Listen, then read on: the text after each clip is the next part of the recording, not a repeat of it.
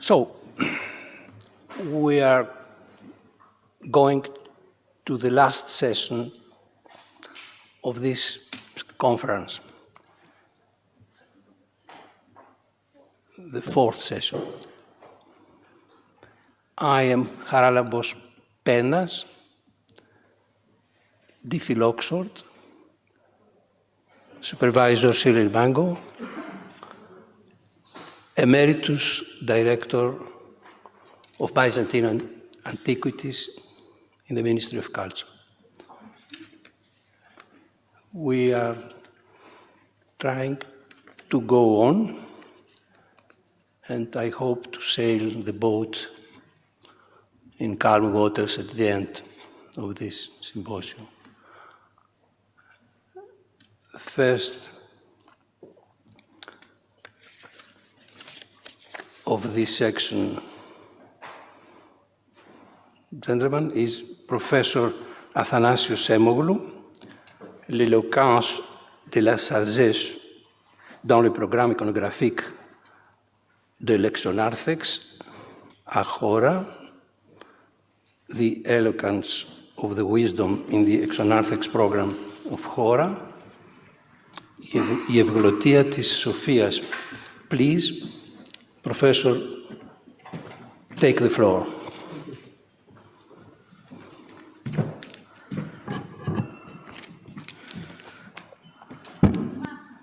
Ναι, κατέχομαι. Ευχαριστώ. Ανέπνευσα. Λοιπόν, such an example is exceptional in earlier or even contemporary monumental painting. Par ces mots, Jacqueline Lafontaine d'Auzogne a signalé le caractère exceptionnel de 5 épisodes qui forment le cycle de l'adoration de mages, intégré dans le programme iconographique de l'enfance du Christ, qui parcourt les murs du narthex extérieur à Chora. Il s'agit d'une encore particularité parmi les nombreuses qui sont rencontrées dans ce monument savant, particularité qui réside non seulement dans l'autonomie scénique des compositions, qui leur confère un caractère de tableau, mais aussi dans le style narratif. En fait, 5 compositions constituent un cycle étendu des mages qui commence par la double composition de leur voyage ou leur cavalcade à l'étoile et leur présence devant le roi Hérode, située sur les tympans juste à droite de l'entrée qui mène de l'exonarthex au narthex. Le programme continue avec la consultation des scribes et des prêtres par le roi Hérode, scène qui malheureusement n'est préservée qu'en état fragmentaire sur les tympans voisins à droite. S'ensuit le songe, ou plus probable, l'adoration des mages sur les tympans nord, aujourd'hui complètement détruites, et se clôt avec le retour à Babylone sur les tympans oriental, au-dessus de l'entrée qui conduit à la chapelle funéraire. Vous voyez en haut. Malgré le fait que le cycle des mages paraît très tôt et abonde d'exemples dans l'iconographie byzantine, la séquence des épisodes à Chora s'est fait unique exactement à cause de ce développement en 5 actes indépendants qui ne sont pas insérés dans la scène de la Nativité, comme c'est le cas par exemple de l'église de la Vierge au monastère de Gradac en Serbie qui date en 1276. Il est aussi à noter l'irrégularité séquentielle car la consultation des scribes devrait précéder la présentation des mages à Hérode selon Matthieu, ainsi que les 2 évangiles apocryphes de Jacques et du pseudo-Matthieu, une séquence qui est d'habitude respectée dans l'art des manuscrits. Toutefois, les 2 scènes sont souvent confondues dans les drames liturgiques, ainsi l'inversion de l'ordre à Chora ne saurait que rendre claire la suite de la Nativité qui se place de l'autre côté de l'entrée, tout en mettant en valeur la présence de 3 mages à cheval, motif essentiel de l'iconographie paléologue de la scène. Or, le développement in extenso du cycle des mages est hors du commun pour l'art byzantin. Toutefois, ce caractère narratif ne touche pas seulement ces cycles. Il a également contaminé celui du massacre des innocents, qui occupe une surface aussi grande, commençant par les murs nord de l'Exonarthex et se développant sur les 3 tympans du mur ouest, comme vous voyez ici, ici et ici. Pour ce cycle si détaillé du massacre, nous retenons l'hypothèse selon laquelle la mosaïste de Chora a été inspirée par un manuscrit qui illustrait une homélie ou un autre texte relatif, riche en détails, qui racontait avec plus de dramatisme les événements du massacre. Le dénominateur commun parmi les 2 cycles se fait alors le déploiement extraordinaire des épisodes. Quant au développement du massacre, Paul Underwood a voulu rechercher une explication sur l'élasticité du programme iconographique de Untitled et surtout sur celui qui illustre la vie de la Vierge et l'enfance du Christ. Il s'agit apparemment d'une logique de filling the gaps, ou mieux, de l'adaptation du décor aux formes architecturales du monument. Toutefois, je crois qu'il serait peut-être naïf de considérer l'étalement des cycles comme une solution juste pour remplir l'espace pictural de tympan, sans aucune autre raison. Or, pour les 2 cas, la question qui se pose concerne la ou les raisons de cette mise en valeur des épisodes, ainsi que le niveau de l'implication du donateur Théodore Métochite dans les choix ou même dans la conjugaison des sujets qui visent à engager et conduire le regard du spectateur. En ce qui concerne le massacre des innocents, Robert Nelson a déjà relevé le caractère fort personnalisé du cycle et son importance exceptionnelle pour Métochite par l'évocation de la mémoire de la perte douloureuse par les Turcs de sa patrie, l'Asie mineure, sa mère nourricière. Quoi qu'il en soit, transfert mémoriel réel ou code visuel pour signaler métaphoriquement la fonction et la destination d'un espace, la valorisation rhétorique du massacre, relevée par son déploiement sans précédent, semble être dictée par Métochite lui-même en vue d'évoquer la narration des effets d'un événement tragique qui s'est passé ou préannoncer un autre qui peut se reproduire dans l'avenir selon le testament du donateur. Mais retournons au cycle des mages qui suit la même logique d'une narration également étendue en trahissant vraisemblablement la volonté de l'inspirateur de personnaliser également ces récits bibliques. Pour encore une fois, Nelson a judicieusement reconnu dans les scènes sur les tympans orientaux de l'Exonarthex un polyptyque monumental dont le volet central est le Christ Pantocrator, désigné comme le pays des vivants, alors qu'autour de lui se tisse la dialectique de la notion d'un gouvernement méritoire, tel qu'il se présente par les compositions du recensement et de la nativité à gauche de l'entrée, avec celle de l'administration funeste d'Hérode. Une telle interprétation, qui recherche le substrat politique et idéologique dans le programme de l'Exonarthex, elle semble être confirmée, selon Nelson, par la mise en valeur du sang homonyme à l'empereur Andronique, figuré sur l'arc transversal de l'Exonarthex à côté de la Nativité. Cette lecture se complète en effet par le cycle du massacre des innocents qui visualise les effets tragiques de la mauvaise administration de Hérode. Toutefois, le fait que l'art mural s'avère pauvre en exemple qui présente un cycle si développé des mages, selon La Fontaine d'Ausogne, contrairement à l'art des manuscrits médio-byzantins qui offre des histoires assez riches, nous conduit à supposer comme source d'inspiration un manuscrit illuminé. Ce fait est d'ailleurs attesté pour plusieurs détails et certaines compositions dans le monument constantinopolitain, comme par exemple celle du recensement. En outre, la narration linéaire de l'histoire des mages renforcerait l'hypothèse d'un modèle tel que le Codex Laurentianus 623 du XIe siècle, comme l'a déjà supposé Gabriel Millet. De même, le cycle de l'Acatiste, qui apparaît dans l'art mural vers la fin du XIIIe ou le début du XIVe siècle, pourrait être à l'origine d'un récit comme celui de Chora, dont la structure pourrait avoir emprunté aux stances 8, 9 et 10, qui se réfèrent au voyage, l'adoration et le retour des mages. Même si dans les stances en question, l'épisode de la rencontre des mages avec le roi Hérode n'est pas inclus, toutefois, dans certains manuscrits, comme ceux du psautier serbe à Munich, décoré après 1350, du psautier Tomic, vers 1360, et de Synodal Grecus 429 du Musée historique d'État à Moscou, de la fin du XIVe siècle, la 10e stance sur le retour des mages à Babylone est paradoxalement interprétée au niveau visuel par leur interrogation par Hérode.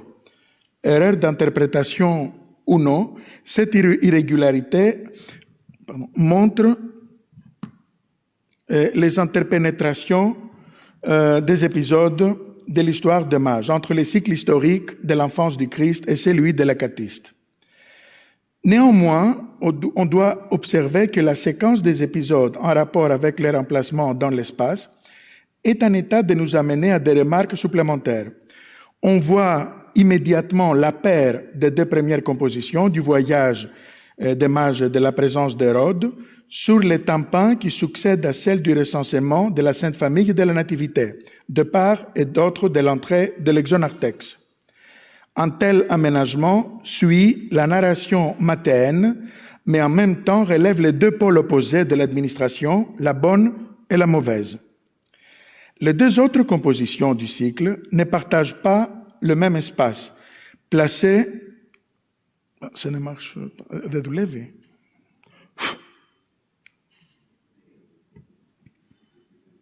Για να δω.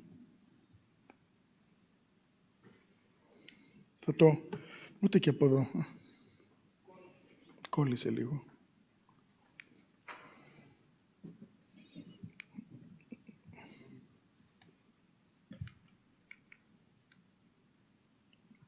Αυτό θέλω να πάω πιο μετά. Έχει κολλήσει. Όχι. Έστω από εδώ να το πηγαίνω. Ωραία, ναι, γιατί θα δώσω ένα λεπτάκι εδώ πέρα. Λίγο πάλι το παραταμένα. Δεν προχωράει όμως.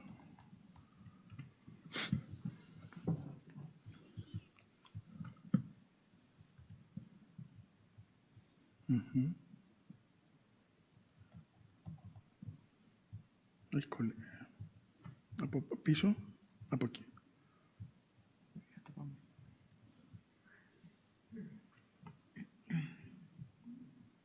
Συγγνώμη για την... Συγγνώμη. Αφήστε κάποια κουμπιά.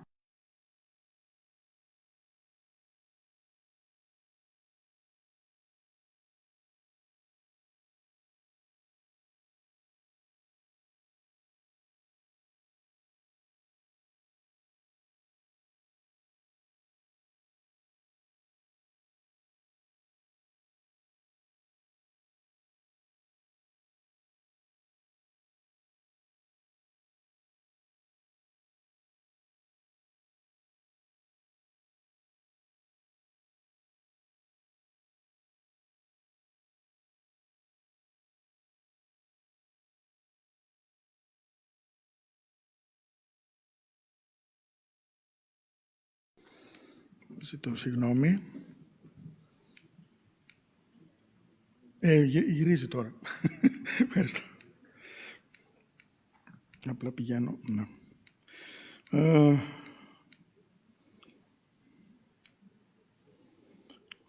Les deux autres compositions du cycle ne partagent pas le même espace, placées sur la vestibule occidentale de la chapelle latérale. La composition censée de l'adoration n'est pas préservée, mais sa restitution peut se faire à partir de l'exemple de Hellenic en Serbie, peinte entre 1418 et 1427, qui copie fidèlement, semble-t-il, certaines images de Chora, ou mieux, se sert de même modèle que ceux du monument constantinopolitain, selon Draginja Simic-Lazar. Rappelons qu'à Chora est préservée encore une scène de l'adoration des mages, mais cette fois-ci sculptée, faisant partie du programme iconographique, décorant l'un des panneaux de 2 portes en marbre insérées sur l'entrée étroite nord qui a montré hier Robert Oosterhout, décorant l'un des panneaux de 2 portes en marbre qui sont insérés sur l'entrée étroite nord qui mène du narthex au naos. Ustein Hjort a supposé que leur emplacement pourrait se situer soit au début du XIIe siècle, soit pendant la restauration de Métochite. En tout cas, sur l'un des panneaux larges prend place la composition en question au-dessous de celle de la Nativité.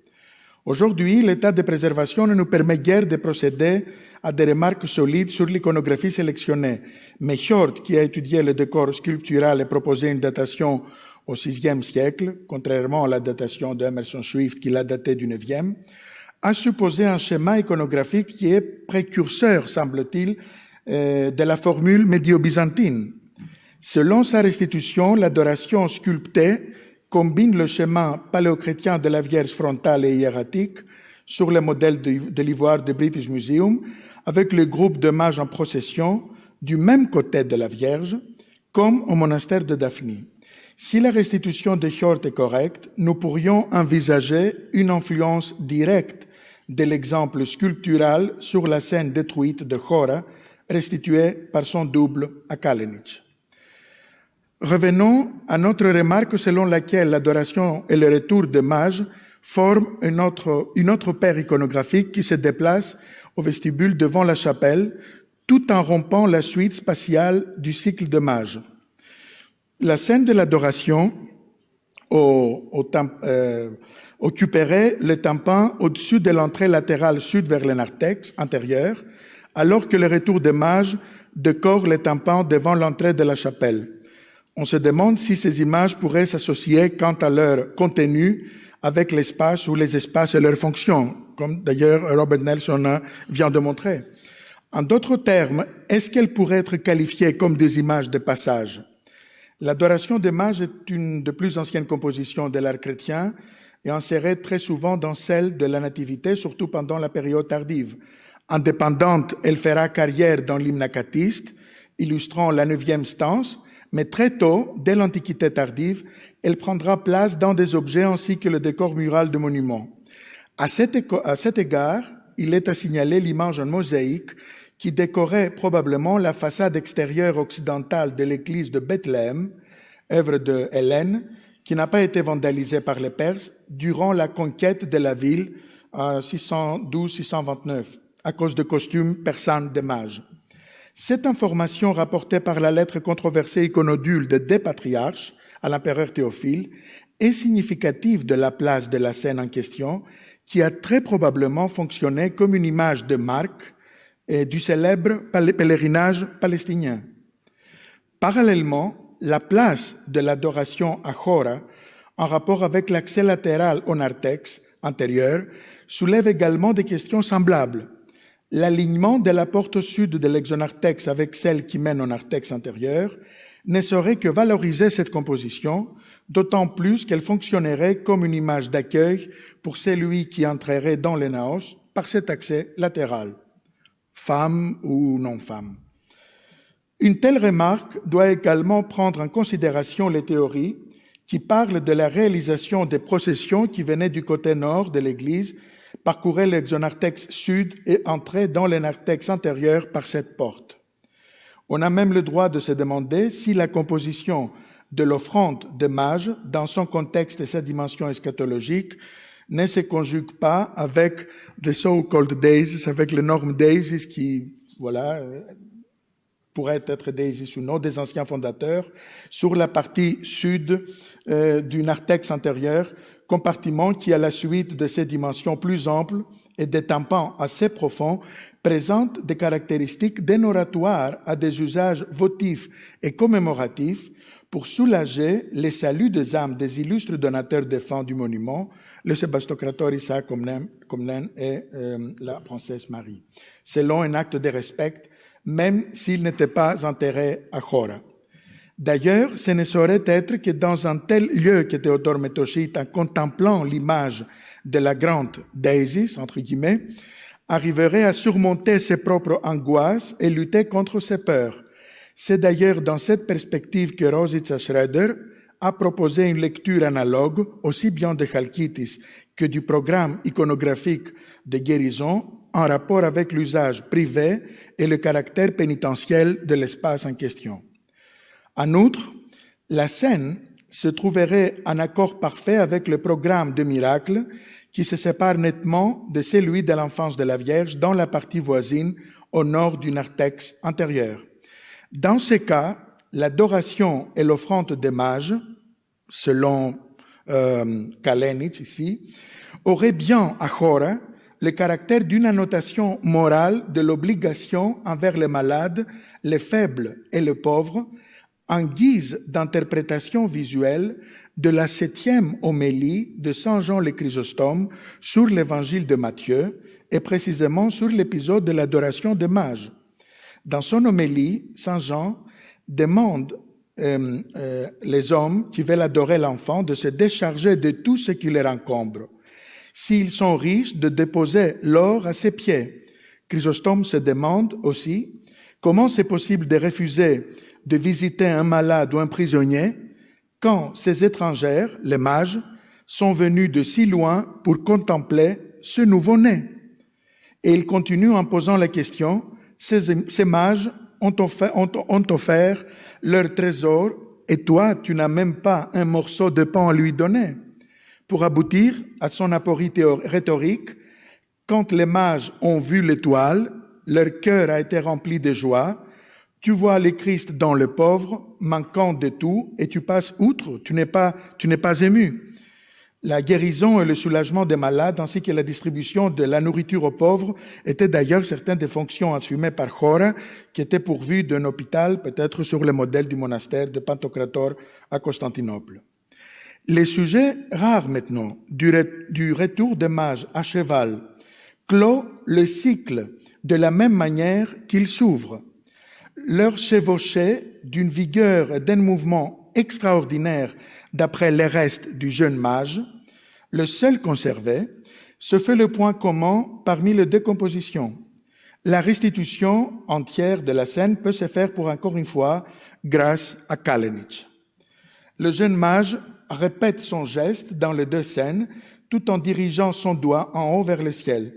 Le paysage montueux occupe de manière insolite une surface étendue, remarque déjà faite par la fontaine de Jogne. Ce genre de paysage a été récemment interprété avec ingéniosité par Jelena Bogdanovic dans une visée hiérotopique, mais à propos d'une autre scène, celle de la tentation du Christ sur la deuxième voûte de l'Exonarthex. D'après Bogdanovic, la montagne n'est pas seulement une partie du récit biblique, mais un espace sacré, un topos actif, unique et personnalisé, permettant aux spectateurs et aux croyants de revivre dynamiquement les événements de la vie du Christ encore et encore, dans diverses séquences et dans le processus de contempler activement la possibilité de regagner le paradis perdu. La montagne devient alors un espace hautement personnalisé et intellectuel, espace d'une tentation de soi et de l'ego, et j'ajouterai, il devient la voie par laquelle passe l'accomplissement de la prophétie et la diffusion au monde de la bonne nouvelle à la naissance du Messie, selon la 10e stance de l'Acatiste, qui s'apparente quant à son contexte avec notre scène. Le parcours de mages du voyage à Bethléem jusqu'à leur retour à Babylone n'est pas une simple indication symbolique aux dévots de la voie qu'ils doivent suivre, mais beaucoup plus investi de cette cohésion spatiale et théologique de la première jusqu'à la dernière scène. Il donne sens au parcours liturgique dans les naos. Comme un témoin lumineux, il sert à signaler les espaces et leurs fonctions et signifier les différents pays auxquels correspondent les espaces qui composent le pays de l'incontenable. Il s'agit ainsi d'une vision géographique symbolique, mais aussi fonctionnelle, étant adaptée aux exigences et aux usages différents du naos. Il paraît que le voyage du retour des mages dans ce fond scénique, désertique, semble prolongé dans le temps et l'espace, Cette expérience profondément personnelle, qui n'est plus celle de la tentation, mais de la sagesse, de l'acquisition de la connaissance, de la vérité de Dieu, dans une annonciation permanente de la révélation et de la rédemption. À ce propos, l'homélie de Saint Jean le Chrysostome, prononcée dans l'église de Paul, le confesseur à Constantinople, relate que c'est la sagesse de Dieu qui appela les mages. D'après la même homélie, les mages, après avoir accepté le message, devenus des philosophes et des témoins, risqués avec audace contre la mort, méprisés des dangers et dédaignaient la vie présente, ils ont prêché en toute sincérité ce qu'ils ont appris. La vérification et la preuve de cette révélation rédemptrice, qui représente à Chora une image de passage vers la chapelle latérale, en est donnée au niveau artistique par la composition assez peu répandue de âmes de justes comme de petits-enfants dans la main de Dieu. L'illustration du texte de la sagesse de Salomon, qui constitue la récompense eschatologique, bien connue dans l'art paléologue, prendra place sur l'art et les tympans occidentaux de Pariclésion, juste de l'autre côté du passage. Or, la scène du retour des mages à Chora, sans point précis topographique de leur destination selon son double lac Hellenic, se transforme en un parcours dans le temps qui est marqué par l'épiphanie et mettant en scène plutôt le temps et la durée que l'espace, contrairement à ce qui va se passer avec les exemples analogues du cortège de la peinture italienne du Quattrocento. C'est ainsi que le cycle des mages fait également partie d'un langage qui ne saurait que servir pour, encore une fois, la rhétorique de la sagesse, aussi bien sacrée que profane, le point majeur de la réflexion et des préoccupations du donateur de Chora, Theodoros Metochitis. Dans sa lettre à Niképhoros Grigoras, son héritier intellectuel, composée vers la moitié de 1320, ou 1 ou 2 ans plus tard, selon Shevchenko et Featherstone, en se référant à Chora, Metochitis désigne son monastère comme le foyer de la dévotion à la sagesse. Ici, vous demeurez libre de tout ennui dans la dévotion à la sagesse. En somme, le programme de l'enfance du Christ dans l'Exonarthex à Chora ne vise pas simplement à présenter une narration linéaire des événements bibliques. Il est destiné à structurer un discours axé sur la sagesse de Dieu et ses effets sur l'économie du salut, fortement personnalisé et portant la signature de son illustre donateur. Il s'est prêté à la contemplation, l'intériorisation et surtout à la lecture symbolique que seul un dévot avec un bagage riche d'une culture humaniste et théologique aurait pu réaliser. Thank you. Σας ευχαριστώ.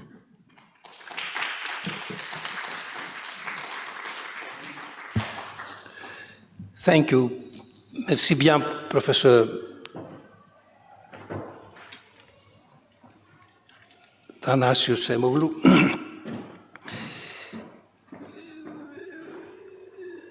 Nous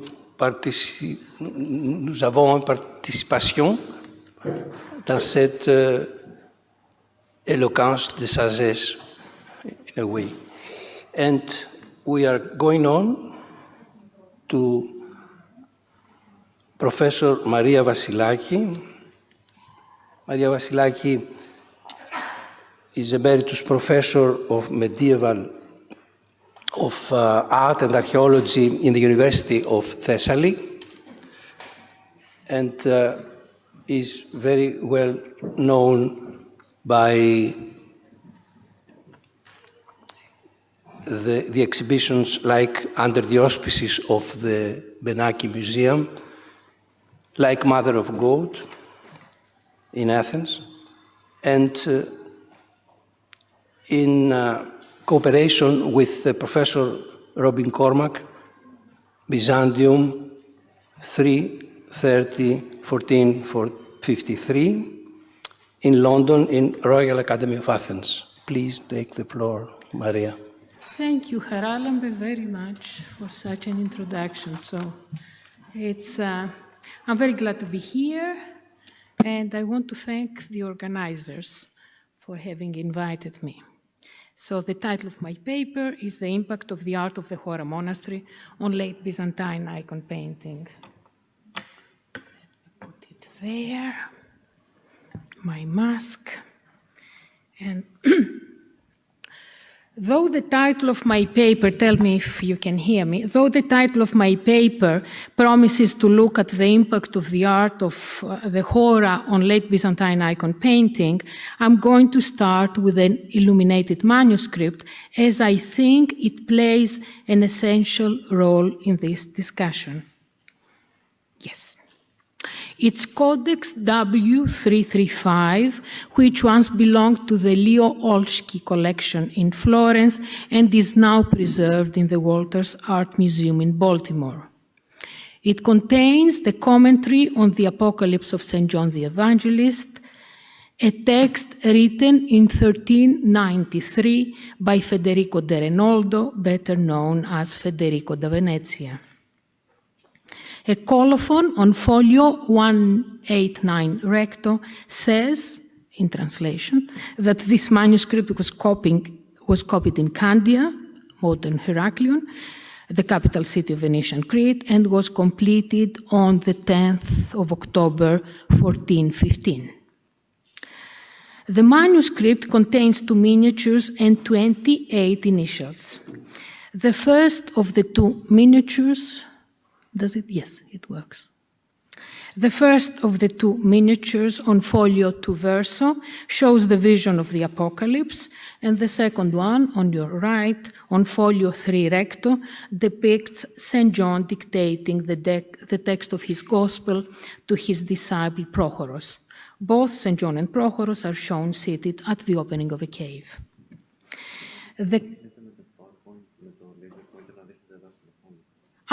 If I show... αν δείχνω εκεί είναι εντάξει, δηλαδή.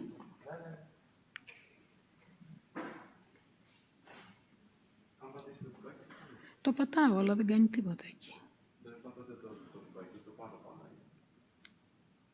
Ναι, τώρα δείχνει. Ωραία. Τέλεια. Πολύ καλά.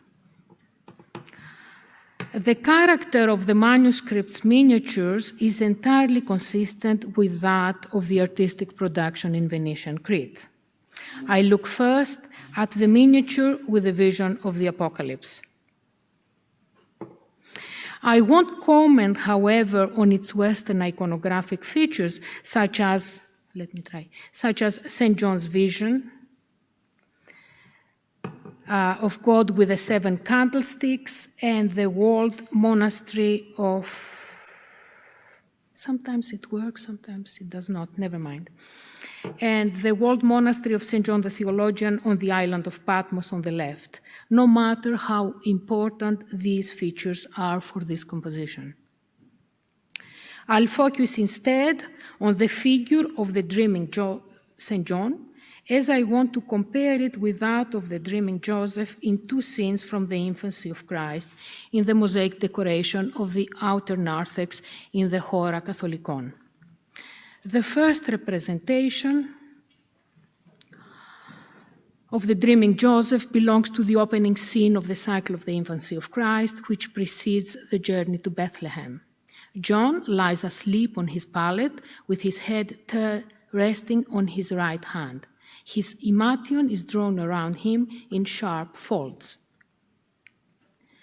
The second dreaming Joseph belongs to the scene preceding the return of the Holy Family from Egypt to Israel. Joseph, and here you have the whole scene, and now you have in black and white. Joseph is again stretched out on a pallet with his chin resting on his right hand. His left one rests on his knee, exactly in the way St. John's right hand is placed in the miniature. The landscape in the miniature takes the form of a rocky, barren setting and resembles the landscape in the Chora mosaic. What is more telling, however, is the comparison of the miniature's landscape with that of the mosaic of St. John the Baptist bearing witness to Christ, which unfolds on the vault of the second bay of the outer narthex, and it's what you see here. It's an unusual landscape of an accentuated plasticity which takes the shape of broken forms in depicting the bank of the river Jordan in the case of the mosaic and the sea of the island of Patmos in the case of the miniature.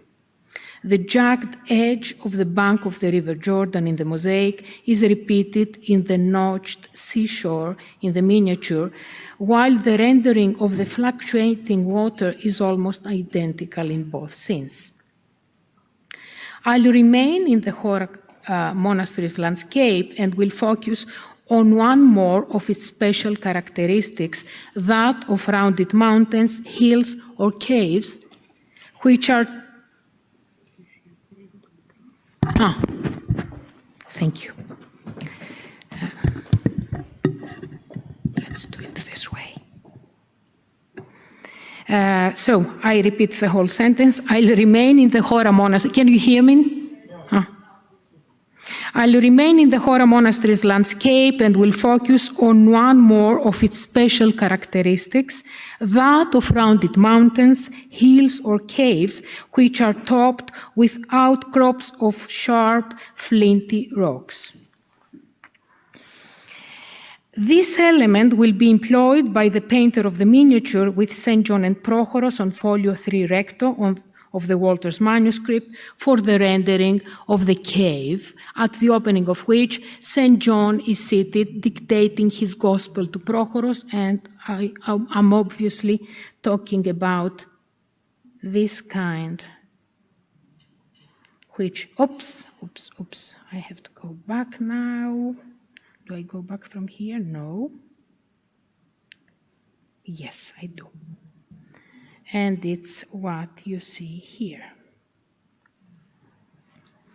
For the floor of the cave, the miniaturist employed the feature of broken forms, also used by the mosaicists. This very particular rendering of the cave became a standard iconographic feature and was repeated in a series of representations with St. John and Prochoros, which are also associated with artistic production in Venetian Crete in the first half of the 15th century. The first example we are looking at is a small panel which was purchased by the Metropolitan Museum of Art in 2013. It belongs to a group of 8 small panels dispersed in various museums and private collections in Europe and the United States. All 8 icons have small dimensions. An average size is 26 by 18 centimeters, and their miniature character makes it possible that their painter could have also been a miniaturist. Could he then be the same person as the miniaturist of the Walters manuscript? No matter how attractive this hypothesis is, it needs more supporting evidence. An icon of St. John dictating his gospel to Prochoros, bearing the signature of the painter Angelos Akotantos, active in Venetian Candia and therefore dated in the second quarter of the 15th century, follows the composition of the Walters manuscript, which you have in the middle, and the Metropolitan Museum panel, which you have on the right, very closely. The postures of the evangelist and Prochoros are identical, as is the shape of the cave too. This icon, which was overpainted in the late 18th century, and that's what you see now, is preserved in St. Catherine's Monastery at Sinai. Given that the text of the Walters Art Museum manuscript is in the Venetian dialect, the commissioner could have been Venetian. The scribe who copied it could also have been Venetian, but the miniaturist, as suggested by the main iconography and style of the 2 miniatures, must have been Byzantine. I strongly believe that he could have been one of the Constantinopolitan painters who had established themselves in Crete. First, because he appears to have been so well acquainted with miniature painting, which could have happened to him only while he was still living and working in Constantinople, and because Crete never became a major center of illuminated manuscript production. And second, because he adopted iconographic and stylistic elements that bring his miniatures close to the iconography and style of the Chora Monastery in his native Constantinople. The case of the Walters manuscript is also notable for one further reason. A manuscript such as this, with its text written in the Venetian dialect and its miniatures painted in a late Byzantine iconography and style with a number of strong Western elements, can be seen as the outcome of a collaboration between a Venetian scribe and a miniaturist of Constantinopolitan origin. A case of such an association may be found in a contract signed in Candia on 23 November 1400 between the Constantinopolitan painter Nikolaos Philanthropinos and the Venetian painter Nicolaus Storlado. In this contract, it is agreed that the two painters would establish an official collaboration in the form of a partnership for 3 years. In the same contract, it is also agreed that they would rent a common workshop in Candia where they would work together and share the rent, as well as all the expenses occasioned by running the workshop. They would also share the profits from their profession. The penalty clause is fixed at 50 perpira if either of the two parties were to break the agreement. The artistic activity of Nikolaos Philanthropinos in Candia is well documented, even though not a single icon with his signature has survived or yet been located. The first document attesting Nikolaos Philanthropinos' presence in Candia as a painter is a contract of 1399, in which he bought a quantity of fabric together with the painter Nicolaus Storlado. As we have seen, he also signed the contract of 23 November 1400 with Storlado, in which they established an official collaboration by renting a common workshop. Philanthropinos also gave painting lessons, as an apprenticeship agreement of 1400 indicates. In this agreement, he undertook to teach the art of painting to the young Georgios Mousouros for 3 years. In a contract signed on 14 July 1412, Philanthropinos agreed to paint a pala d'altare, an altarpiece, for the nobleman Alessandro Barbo. In another contract dated 2 November 1413, he undertook to gild a pair of curtains for Orestio da Molino within 2 weeks. On 23 July 1418, Georgios Chrysofergis commissioned him to paint 2 icons, one of the Virgin and the other of St. George. During the same year, that is 1418, he traveled from Candia to Constantinople together with the priest Michael Kalofrenas, who was a well-known codicographer. When questioned by the Venetian authorities on 23 January 1418 about the reason for his visit to Constantinople, he testified that he wanted to buy pigments, sheets of silver leaf, and other materials that he needed in order to exercise his profession as a painter. However, at a second interrogation by the Venetian authorities, the following day, Philanthropinos received that the real reason for his trip to Constantinople was to meet with the Patriarch Joseph II and the theologian Joseph Vrienios in an effort to help his friend and best man, Michael Kalofrenas, to solve a very personal matter. As a result of this, the painter was sentenced to prison for 8 months. Philanthropinos' long career took him to Venice, where he worked on the mosaics of San Marco. His presence in Venice is documented between the years 1430 and 1435. He witnessed 2 contracts drawn up in Venice, the first in June 1434 and the second in July of the same year. In these, he is referred to as Magister Artis Mosaicae in Ecclesia Sancti Marci, that is master mosaicist in the Basilica of San Marco in Venice, and also in the second document as Proto-Magister Artis Mosaicae. The case of Philanthropinos is interesting not only because he was a very active painter, as the existing documents inform us, but also because he evidently held an eminent position in the society of Candia.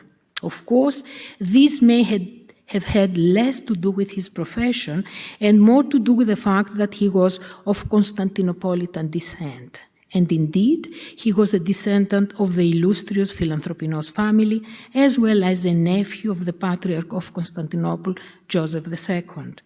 Nikolaos' father, Georgios Philanthropinos, was the brother of Joseph II. As already mentioned, Philanthropinos offered painting lessons to young candidates. It looks highly possible that he could have taught the art of painting to Angelos Akotantos, the leading painter in Venetian Candia during the second quarter of the 15th century, whose art brings him very close to Constantinopolitan art and, in fact, to the fresco decoration in the Chora Monastery. Moreover, Angelos appears to have traveled to Constantinople in 1436, on which occasion he made his will, which is preserved in the Archivio di Stato di Venezia. The specific pala d'altare that Philanthropinos was commissioned to paint in 1412 for Alessandro Barbo has not survived. Another Cretan altarpiece, however, a polyptych, originally from the church of San Stefano di Monopoli in Apulia, and today in the Boston Museum of Fine Arts, gives an idea of what such work would have looked like. 7 separate panels of wood constitute the altarpiece, which has immense dimensions, 2 meters 40 high and 3 meters 10 wide. The central and the largest panel depicts the Virgin enthroned, holding the Christ child. The side panels to the left, which you see, depict St. Christopher, St. Augustine, St. Stephen, and on the other side, St. John the Baptist, St. Nicholas, and St. Sebastian. It is obvious that the painter of this polyptych combined elements of late Byzantine and Italian, mainly Venetian iconography and style. Furthermore, the iconography and style of some of the figures in the polyptych can be described not simply as late Byzantine, but as Constantinopolitan due to similarities they appear to have with frescoes from the Chora Monastery. Let's look at the central panel with the Virgin enthroned, holding Christ child. Only the Virgin's marble throne, which you see clearly there, is of Western appearance. The composition is rendered in a purely Byzantine iconography and style. The face of the Virgin, both iconographically and stylistically, finds its parallel in that of the Virgin in the fresco from the medallion of the dome in the western bay of the Chora Paracelsion. Moreover, the face of St. Christopher turned in 3/4 view to the left can be paralleled with the fresco of St. Procopius from the Chora Paracelsion. My next example is a Cretan icon of the prayer in Gethsemane in the Pinacoteca Nazionale of Bologna, which can be dated around 1400. The composition includes 3 episodes of Christ's prayer in the Garden of Gethsemane as described in the Gospel of St. Luke. In the first episode, this one, in the upper left, Christ is standing, turned towards God the Father, who emerges in bust from heaven. On the golden background, between there, but you cannot, is an inscription which is a quotation from the Gospel of St. Luke and is written in Latin.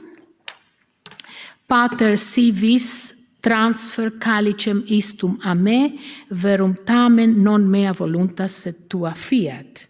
It's obvious that the icon painter was not familiar with Latin and having copied the quotation mechanically, made a number of mistakes, writing transfer instead of transfer, repeating istum twice, and some more. In the second episode in the upper right, which is there, Christ is kneeling and bending forward in an attitude of prayer while an angel appears from heaven with a chalice. In the third episode, in the foreground of the lower part of the icon, and I'm talking about all this, Christ is talking to Peter while the rest of the disciples, with the exception of one, most probably James, who is there, are fast asleep. I'll focus on this last episode. The figure of Matthew, who is sleeping on the left-hand side, follows some of the iconographic features employed in the fresco representation of the sleeping Joseph before his ladder in the Chora Parecclesion. Both Matthew in the Bologna icon and Jacob in the Chora fresco, asleep on the ground, are propped up on their right elbow while supporting their head with their right hand. Their left hand clutches a great fold of their imation, and I think it's clear. One other telling comparison is to be found in the face of a young apostle on the right-hand side of the front row in the Bologna icon and the one on the left. His face, rendered in profile, displays a very special iconographic feature which was used by the mosaicists of the Chora Monastery. Otto Demus called this a face in lost profile. One such scene from the Chora represents Herod inquiring of the priests and scribes, in which the military guard has a profile with no facial characteristics, and you see him on the right. And I'm comparing him, obviously, with the figure of the sleeping apostles. Another example is to be found in the massacre of the innocents in the face of that woman, and there are many, many more. Finally, there is one further iconographic feature that I want to discuss, that of gnarled tree trunks with thick foliage on some of their branches. This unusual type of tree is a common feature in the rendering of the landscape at the Chora, and especially in mosaic scenes such as this one with Joseph sleeping. The painter of the Bologna icon also made use of 3 gnarled trees with thick foliage on their branches. One other iconographic feature widely used by the Chora mosaicists, that of perforated mountains, became popular in icons of the Nativity, dating to the first quarter of the 15th century. And here I'm showing you one such icon among many more, and I'm comparing this very peculiar type with that one. And I'm showing you one such icon today in the Museum of the Hellenic Institute in Venice. When we look at faces such as these two from the Monopoly altarpiece, one of the Virgin and the other of St. John the Baptist, we see that the use of thin parallel white lines became the main tool in the hands of the painter in order to give volume and expression to these depictions. And if we also look at faces such as this one of the Virgin from an icon of the Virgin Cardiotis assigned by Angelos, and another of St. Theodore Tyron from an icon of St. Theodore Tyron slaying the dragon, also signed by Angelos, we appreciate that the lessons taught by icon painters in the first quarter of the 15th century came to be fully understood and further evaluated by the painters of the second quarter of the 15th century, who turned the thin parallel white lines into the trademark of Cretan icon painting. However, this stylistic device was already present in the mosaics and frescoes of the Chora Monastery. A closer look at the face of Christ Pantocrator as the Chora of the Living above the entrance to the inner narthex, and at the face, I don't know how clear, yes, and at the face of St. Saba Stratilatis on the western pier of the south wall of the Parecclesion, just to mention two of many examples is clear proof of this. And here you have St. Savas from the Chora Paraklesion, the Virgin from the Monopoly altarpiece, and St. Theodore from the icon of by Angelos. Manolis Hatzidakis was the first in 1962 to express the view that Constantinopolitan painters who had established themselves in Candia in the early 15th century must have played a decisive role in bringing the art of Constantinople to the island of Crete. At that time, however, the evidence of Constantinopolitan painters on Crete was very limited. In the late 1960s and the 70s, Mario Catapan's research in the Venetian archives of Venice and his consequent publications offered an impressive number of names of Constantinopolitan painters living and working in Candia. Maria Konstantoudaki focused on the artistic activity of some of them, and especially on that of Nikolos Philanthropinos, offering further evidence about him. What I have tried to do in this paper is to concentrate on the art of the Chora Katholikon and to look at the ways in which it made its impact on late Byzantine icon painting during the first quarter of the 15th century. Finally, I try to show how the painter Angelos, in the second quarter of the 15th century, managed to transform the late Byzantine art of Constantinople into Cretan icon painting. Thank you.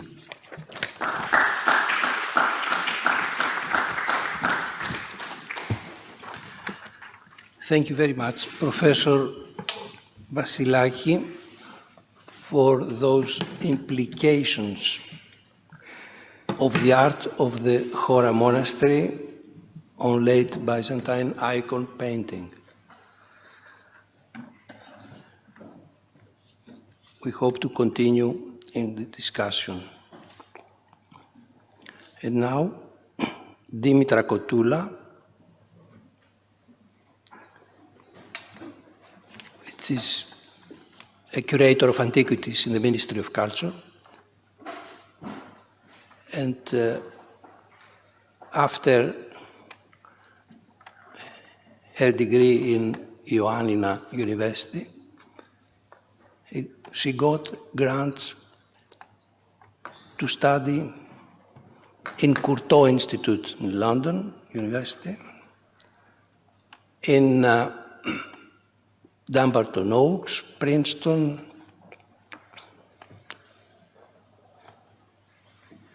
and also in King's College. The title of her participation in this conference is the starting point of a renewed life, politics and eschatology in the Chora Burial Chapel. Please take the floor. Thank you. Well, thank you very much. You can hear me, I guess.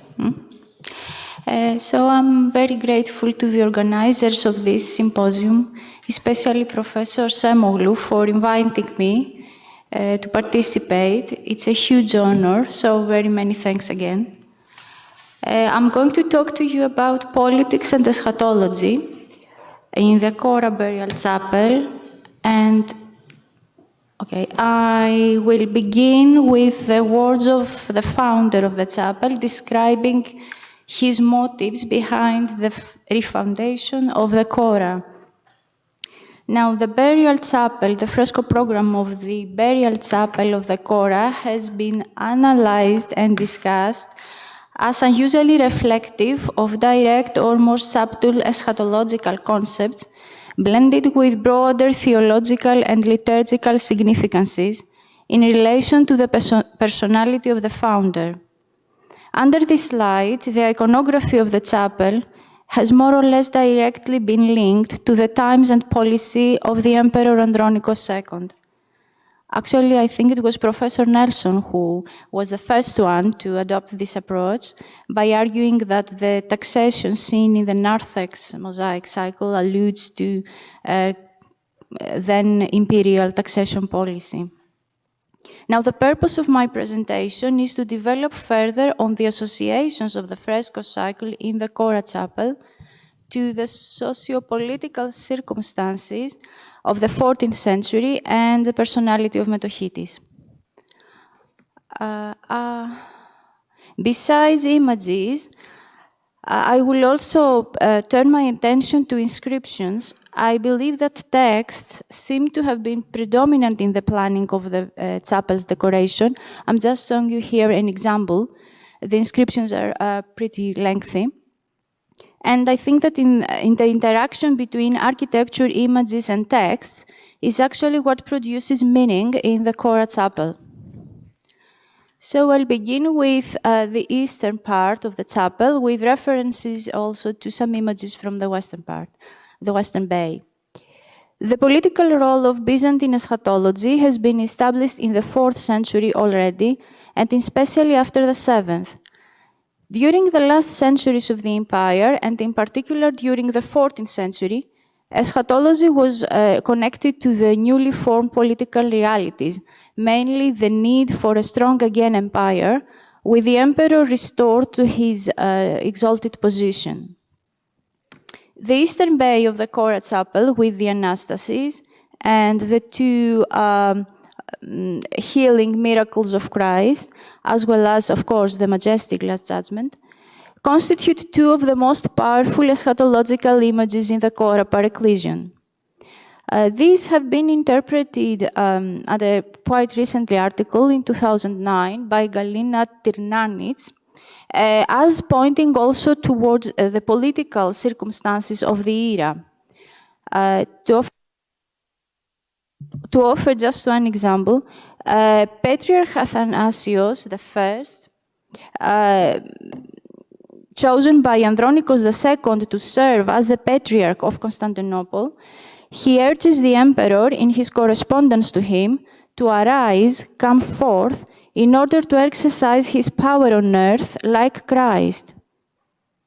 To attenuate further the political resonances of the scene, it was Professor Semoglou, actually, who recently interpreted the figure of Abel dressed as a young prince and detached from his group and in correspondence to the resurrected Christ, as pointing to the Prince Michael IX Paleologos, who was murdered in October 1320 by his brother Andronikos III. Equally strong seem to have been the political connotations also of the Last Judgment scene. The heavenly court has been interpreted as alluding to the imperial juridical courts reformed by Andronikos II to include 12 judges. And I will pay attention to the motive of the empty throne in my presentation. Now, the empty throne is depicted at a pronounced place in the Last Judgment composition. From the late antiquity already, the empty throne, outside any eschatological context, signifying the divine or imperial presence non-figuratively. It was only in the 10th century, and particularly during the late 11th, early 12th centuries, that the motif would enter the Last Judgment iconography as the eschatological throne, the etimasia. The empty throne in the Chora par ecclesion seems also to point to the original meaning assigned to it in late antiquity. It is depicted at the very center, of course, of the majestic Last Judgment, and chained at its lower part is the balance for the weighing of the souls. And of course, Christ's instruments of passion are depicted behind it. Unfortunately, you can't see these now. However, the presence of the two cherubs that traditionally flank the throne of God in the Old Testament, the Bible, which is emphatically placed on its seat as typically on the emperor's throne when absent, and primarily the absence of an inscription that would identify this specific motif with the throne of the etimasia, as was typical from the 11th century onwards, attenuate the possible reading of that motif as a symbol of divine and imperial invisible presence. According to late Byzantine apocalyptic tradition, the emperor at the end of time would step down from his throne to offer his office and power to Christ. Now, divine and imperial authority seem to be implied also in another image that decorates the western bay of the Chora Chapel, but it sort of alludes to imperial eschatology. That's why I'm presenting it in this part of my speech. And I'm talking about the image of Melchizedek. Now, in the Old Testament, Melchizedek, a rightful king with priestly qualities, appears as a typos of Christ. In Byzantine imperial ideology, though, in particular from the 7th century onwards, Melchizedek was considered as a model for the Byzantine emperor in his dual capacity as king and priest. The author who kept considerably historicizing the almost mythical figure of Melchizedek was the 1st century historian Flavius Josephus. Theodore Metochites had devoted a whole treatise to Josephus and his work, and he praises him for his stylistic and linguistic virtues, as well as for his very thoughtful interpretations. I just wonder to what extent we could read the image of Melchizedek, unfortunately is pretty much damaged, in the Chora Chapel as alluding, besides, of course, the obvious eschatological connotations, to the then emperor as a political comment, maybe from the part of one of his very much devoted servants. Now, the political connotations, if so, of the image of Melchizedek are emphasized by the surrounding iconography. The medallion showing Melchizedek is depicted very close to two of the images of the chapel that bear maybe the least strong Marian or burial eschatological resonances. And I'm talking about the images of Aaron and his sons before the altar and of the angel smiting the Assyrians. I will come back to these images. So let's move to the eastern part, and it was Professor Akurek who brilliantly presented us the Old Testament prefiguration cycle from the Chora. I'm going also to talk about this cycle, but from another perspective. So the western bay of the Chora Pareclesion is dominated by a Mariological program. Of course, the role of the Virgin as an instrument of incarnation and through that of salvation is the main message of the iconography. However, I will suggest here that the scenes could also be read as images of Byzantine eschatology per se, in direct relation to life after death and the second coming. And as such, they might also be related to late Byzantine political realities. Now, all scenes are accompanied by lengthy inscriptions. Now, these particular extracts from the Old Testament, if studied closely, have extensively been discussed in early patristic exegeses and homilies, as well as in early and later commentaries, as bearing strong eschatological significances, beyond, of course, the obvious Marian connections. And I will begin with the cycle, two scenes of the cycle, Jacob's dream and the wrestle with the angel here, and of course the account of the burning bush. The first one develops in 2 scenes and the other one in 3 scenes. Now, in Judaic philological tradition, and mainly the schools of Alexandria, these Old Testament lessons have very strong salvatory resonances. For Didymos the blind, Genesis 28, 11 to 12, and in particular the ladder in Jacob's dream, are considered as a symbol of the Holy Cross and the Passion of Christ. Cyril of Alexandria, in his commentary on the book of the Genesis, discusses the ladder as a symbol of ascent, and the presence of the ascending and descending angels as alluding to God's help. I think I've got a detail, yeah? This is Genesis 28:13. To God's help to the pious soul that strives to reach him. The account of Jacob's wrestle stands in the same commentary as a metaphor for the struggle of man to reach God. Just to remind you that the extract does not form any part of the lessons read on the feasts of the Virgin, this particular with the wrestle with the angel.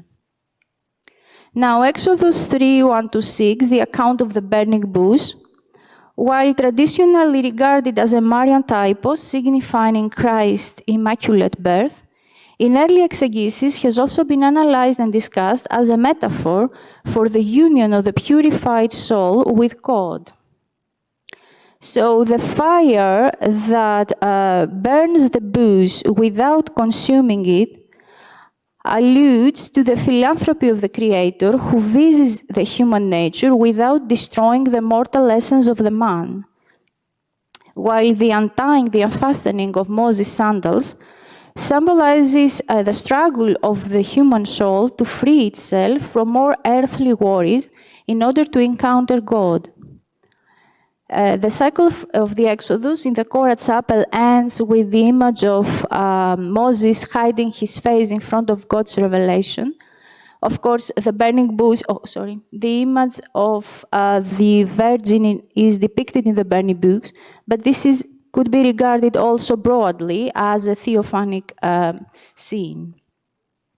From episodes of the two lessons, the ladder, Jacob's dream, and the Moses cycle, are among the most frequently depicted images in burial contexts, the early Christian sarcophagus and the fresco cycles of the catacombs and the early Christian tomb. I'm just showing you examples. From the 13th century onwards, when the cycle of the Marian prefigurations was introduced into Byzantine mural decoration, both these narratives appear in fresco cycles with strong salvatory implications. For example, here you're looking at these two images, the account of the wrestle included there too, from the church of the narthex, of the church of St. Sophia Trapezoint. The north porch of the narthex functioned as a burial chapel, and a majestic Last Judgment decorated the west porch of the same narthex. Now, Jacob's ladder and the wrestle with the angel are also depicted in the Church of the Mother of God at Prizren, and the episodes develop next to an image of the Assumption of the Virgin, announcing victory over death. The same episodes here from Lesnovo, the Monastery of Archangel Michael. The narratives from Genesis and Exodus are here, with Jacob's ladder and the wrestle, and Moses here untying his sandal. Of course, they flank the Virgin as the fountain of life and an image of the anapason. Of course, Christ as the anapason bears very strong afterlife connotations.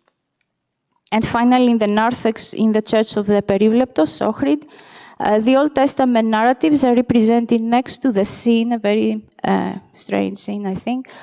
Here you see a detail, the wrestle included again, of the Nebuchadnezzar's, if I'm right in my pronunciation, dream by Daniel. Now, Prophet Daniel discusses this very scene as having salvific resonances, since the king had to repent for his sins in order to be restored to the throne.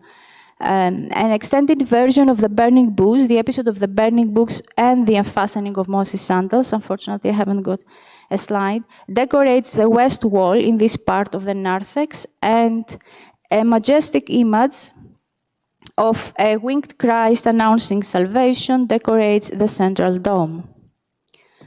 Now, the cycle of the Marian prefigurations in the Chora continues with the scenes of the bearing of the Ark of the Covenant, the bearing of the holy vessels, the sacred vessels. This is a scene that bears no inscription. And the dedication of the Ark in two scenes, Solomon and all Israel here, and the installation of the Ark in the Holy of Holies in Solomon's temple. Now, the choice to depict from the various Old Testament wanderings and depositions of the Ark, its ultimate deposition from Zion inside the Holy of Holies in Solomon's temple, as described in the inscriptions, again, you see that the scenes are accompanied by lengthy inscriptions, enhances the eschatological significance assigned to the Ark in early patristic exegesis already. So, Philo from the School of Alexandria parallels the dedication of the Ark of Solomon with Christ's death that made salvation possible. Cyril of Alexandria reads the dedication, the katapavsis, as a typos of the cross, while Gregory of Nazianzos, in his theological treatise against the heretical positions of Emperor Julian, interprets the wanderings of the Ark as signifying the complex and difficult itinerary of the soul to reach God. Under this perspective, the Ark entered hagiography. In the 9th century text of the life of Saint Eustratius, the translation and final deposition of the saint's relic is compared with the bearing and dedication of the Old Testament Ark. The life of Saint Theophanes the Confessor describes the thiki of the saint, the sarcophagus of the saint, as a holy ark, containing instead of the tablets of the law, the rod, or the vessels with the manna, a sanctified relic awaiting resurrection. And if we turn briefly to art history, we can see that in the images of the translation of saints' relics, the sarcophagus bears strong similarities with the ark as depicted in the Chora Paraclesion. And of course in fresco decoration too. Now, the scene of Aaron and his sons before the altar is the scene of the prefiguration cycle that fails to provide a clear analogy with the Virgin. A severely effaced description accompanies the scene. However, this has been read, going back, as alluding to Ezekiel's vision. It is Ezekiel 43, you see, I've copied the extract for you, concerning New Jerusalem and not Moses' tabernacle.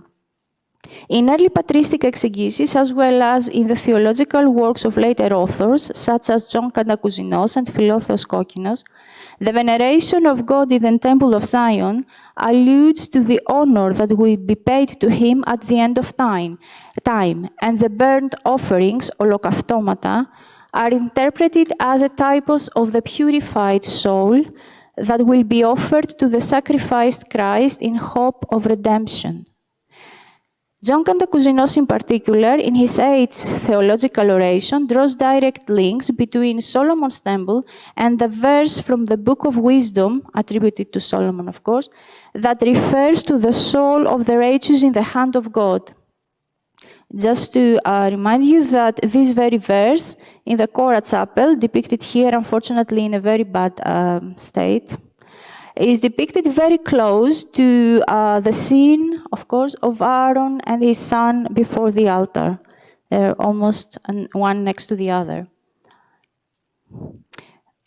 The bearing of the Ark of the Covenant, just to note here, is the first, is depicted next to the scene from the Last Judgment, depicting the souls of the damned in hell, and the bearing of the Ark, maybe could be read also as a symbol, a visual symbol that leads the human soul for damnation to salvation through, of course, an itinerary and many, let's say, overcoming various obstacles.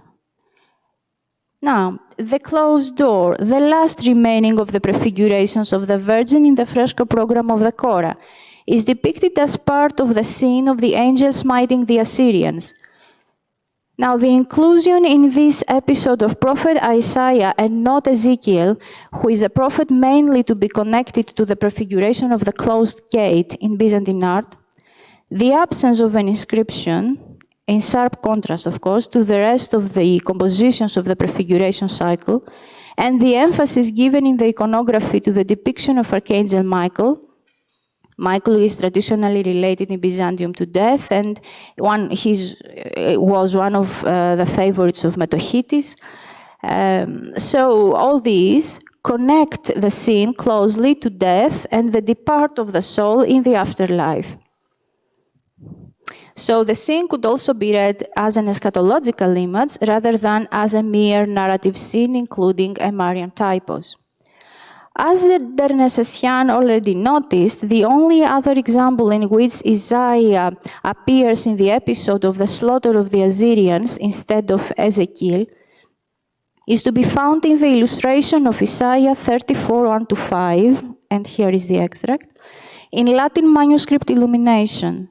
Now, this very extract speaks with no special reference to Assyrians of Lord's indignation against the godless enemies of all nations that will be delivered to slaughter in the final judgment. As such, a prefiguration of eschatological events during the Second Coming, this very verse, has been interpreted by Cyril of Alexandria, Theodoret of Cyrus, and Eusebius of Caesarea. The latter goes as far as to compare the words written on Isaiah's scroll, these very words, to the scroll of heaven, which will be unrolled by the angel during the Second Coming. And of course, we are all very familiar with the beautiful image of the angel in the Chora holding the scroll of heaven. Now, it is worth mentioning here that the library of the Chora, Professor Taxidis talked to us about the library of the Chora, must have included, besides other titles, some at least, of the theological or exegetical works that discuss in length the exact biblical extracts which are reproduced in the lengthy inscriptions of the Paraclesion. And these are the metaphors that Theodore Metochitis uses to describe the return of Nicaea back to Byzantine hands during the reign of Andronikos II Palaiologos. An important speech, according again to Professor Taxidis, who actually opened up the career, a new path, let's say, for Metochitis. Now, as you can read, the prefigurations of the Virgin are used here to describe the recovery of Nicaea. Now, the prefigurations of the Theotokos were depicted for the first time and became popular in fresco programs of the Palaiologan era. It seems that during that era, these were read as embodying strong political connotations too, not just as typos of the Virgin. The inexhaustible qualities of the Virgin during that era seemed that they referred to they were used as symbols of an all-powerful and unharmed in its essence capital. Now, Theodore Metochitis himself, in his Logos on the Archangel Michael, one of his earliest texts, develops actually a detailed theory as regards the use of typos. Heavily influenced by Pseudo-Dionysius the Areopagite, who in his turn echoes the Neoplatonic Proclus, Metochitis, as you can see here, claims that the mind takes images for the concept that she wants to understand from the material world and uses them as typos in order to fully understand the abstract ideas that she wants actually to perceive. So the mind is sort of becomes a new painter and master in this regard. Now, Metochitis' theory and his analysis of the way the typos are functioning, I believe, according to my reading, find a very interesting, I think, expression in the prefiguration cycle that decorates the western bay of the Chora Chapel. Abstract ideas of personal salvation, as well as of a recovered, everlasting empire, are prefigured with the use of religious ceremonials and specific objects taken from the material world. Now, besides personal salvation, political recovery, imperial authority, and the promotion of the idea of a strong state under the rule of Andronikos II seem to have been for Metochites the principal ideas behind the planning of the decoration of the Chora Chapel. Specific iconographic details in the decoration of the East Bay, as well as the extended cycle of the prefigurations that decorates the Western Bay of the chapel, seem to function as typi, according to Metochites' own typos theory, in the service of this very purpose.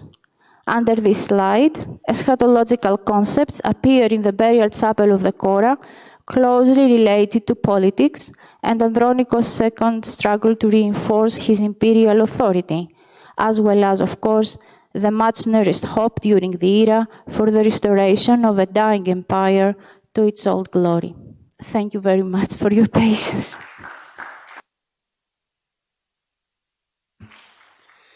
Thank you, and many thanks, Dr. Kotoula, for those approaches on politics and eschatology in the burial chapel of Chora.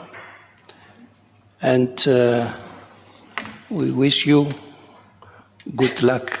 Thank you very much. I'm grateful. Now we are going to proceed in the next speaker, who is Michele BACCI. Michele BACCI is a professor in Fribourg University on art history and archaeology, and previously was in Pisa, Siena, Zurich, Florence. Is a member of the international team dealing with the restoration of the Nativity Church in Bethlehem. He's going to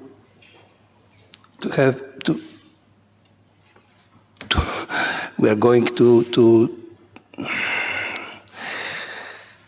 the title of his speech is Ceci n'est pas une corniche, architectural frames in the Chora Church and in 14th century Paleologan painting.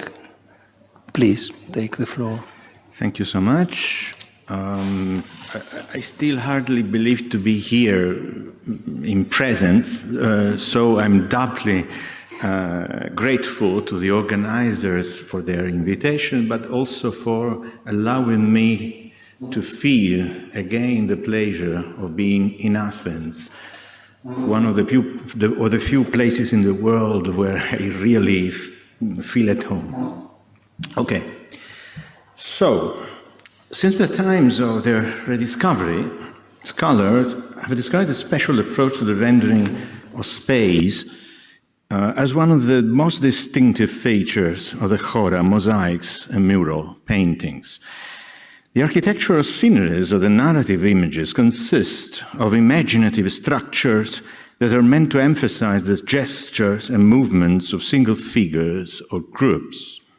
They do not include people within their interiors, but they give shape to monumental frames that seem to embody an optical paradox, far from obeying to the geometric principle or linear perspective, and despite their being depicted close to each other on the same surface, such buildings are shown from multiple viewpoints, once from above and once from below. In the text accompanying the lavishly illustrated book Chora, the Scroll of Heaven, Cyril Mango observes, the simultaneous use of several viewpoints creates the impression that the spectator is not stationary, gazing, as it were, through a window, but moving about, seeing now one side, now another. Such devices remind us of artistic trends of the early 20th century. But how conscious were they in the 14th, when there was no oppressive academic tradition to rebel against? End of quotation. Undoubtedly, the question of the painter's intentionality raised by these words, is one of the most complicated to deal with in the context of pre-modern arts. Since the times of Oscar Wulff and Paweł Florienski, it has been commonplace to describe the Byzantine rendering of space in oppositive terms vis-à-vis the more naturalistic approach developed in Italy by Giotto and his followers, and to assume that the lack of interest in the optical simulation of the natural world may have been instrumental to evoking the distinctive temporality, or better, the atemporal, transcendental dimension of eternity, which humans can contemplate only in a mirror, dimly, 1 Corinthians 13:12, through the mediation of an unstable and corruptible reality. Nevertheless, if divine otherness has been associated in previous times with the display of ostensibly linear and flat, in a way dematerialized bodies, the solutions employed in the Chora Church stood out for their deliberate, albeit paradoxical, emphasis on the effects of depth. At the same time, they both bore witness to the artist's ability to imitate in the third dimension and warned beholders against any fascination for their illusory and deceiving attractivity. A well-known passage in the second version of Nikiforos Grigoras' treatise on the astrolabe indicates that simulation of depth was a major concern for painters in the Paleologan period. Grigoras was strictly connected to Metochites and may have been inspired in his remarks by the achievements of the Chora mosaics. He comments on pictorial perspective in the frame of his discussion of the geometrical rendering of solids on a flat surface, and I quote, "The delineation of a sphere on a flat plane is similar to painting. For just as the painters are committed to the exact imitation of things, not according to their natural properties, but so as to make them recognizable to the viewers within the capabilities of human nature, and they show the length or the breadth of lofty buildings shortened somewhat and sinking down according to the requirements of the art, and so as to make them visually more plausible, so too the geometricians and astronomers delineate on a flat plane solid objects such as octahedrons and cubes and all spherical bodies like the stars, the heavens, and the earth." End of quotations. In these words, sorry for the bad quality of this picture, it becomes evident that the Paleologan evocation of depth, which looks so unrealistic to our modern eyes, was understood in terms of an optical simulation of reality obtained through the procedures of geometrical drawing, in a way not dissimilar from the one usually associated with contemporary Italian artists. For all that, up to our days, both lovers and detractors of Byzantine art tend to describe it as anti-naturalistic, its creators were certainly not immune to the ancient-rooted understanding of painting as the ability to give shape to visual surrogates of nature. In 1205, the Andalusian philosopher Ibn Arabi made acquaintance with the most wonderful painter he ever met, a Greek living in Konya, the capital of the Seljuk Sultanate. He described his skills in terms reminiscent of the famous anecdote on the dispute between Zeuxis and Parrhasius. He had portrayed a partridge in such a realistic way that the home falcon immediately tried to catch her. Furthermore, the philosopher was challenged to recognize the mistake the artist had secretly included in the image. One of the claws stood out for an excess of length, which was admittedly, and I quote, no more than a barley grain, but in any case, much more than required by body proportions. At least for a Muslim who appreciated figurative arts as a manifestation of beauty stemming from God and even admitted the legitimacy of Christian images as an outcome of belief in Christ's incarnation, Byzantine painters stood out for the perfection of their mimetic approach to the third dimension.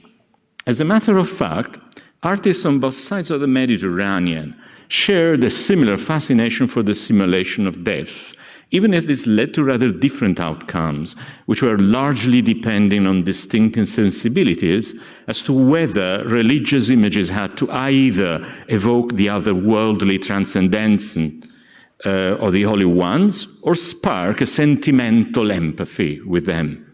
This parallelism has long been acknowledged, but it has generally been understood in terms of inferences that engage in scholarly sterile efforts to demonstrate the chronological precedence of one or the other tradition. In the 1960s and 70s, this debate was dominated on the one side by André Grabar and Otto Demos. The former dismissed any link with Trecento arts, he nevertheless tended to think that some distinctive features in the Chora cycle may have originated in solutions encountered in the Italian maniera greca, that is, the painting in Italy before Giotto. On the other hand, the latter criticized this reasoning with the remark that if Byzantine painting had been impervious to Giottesque innovations, it was much more unlikely that it may have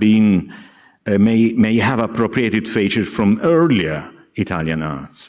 In their views, both scholars reacted, albeit in different ways, to earlier positions, claiming that Paleologan pictorial achievements were to be regarded as an outcome of intensified contacts with the peninsula, and more specifically with Venice.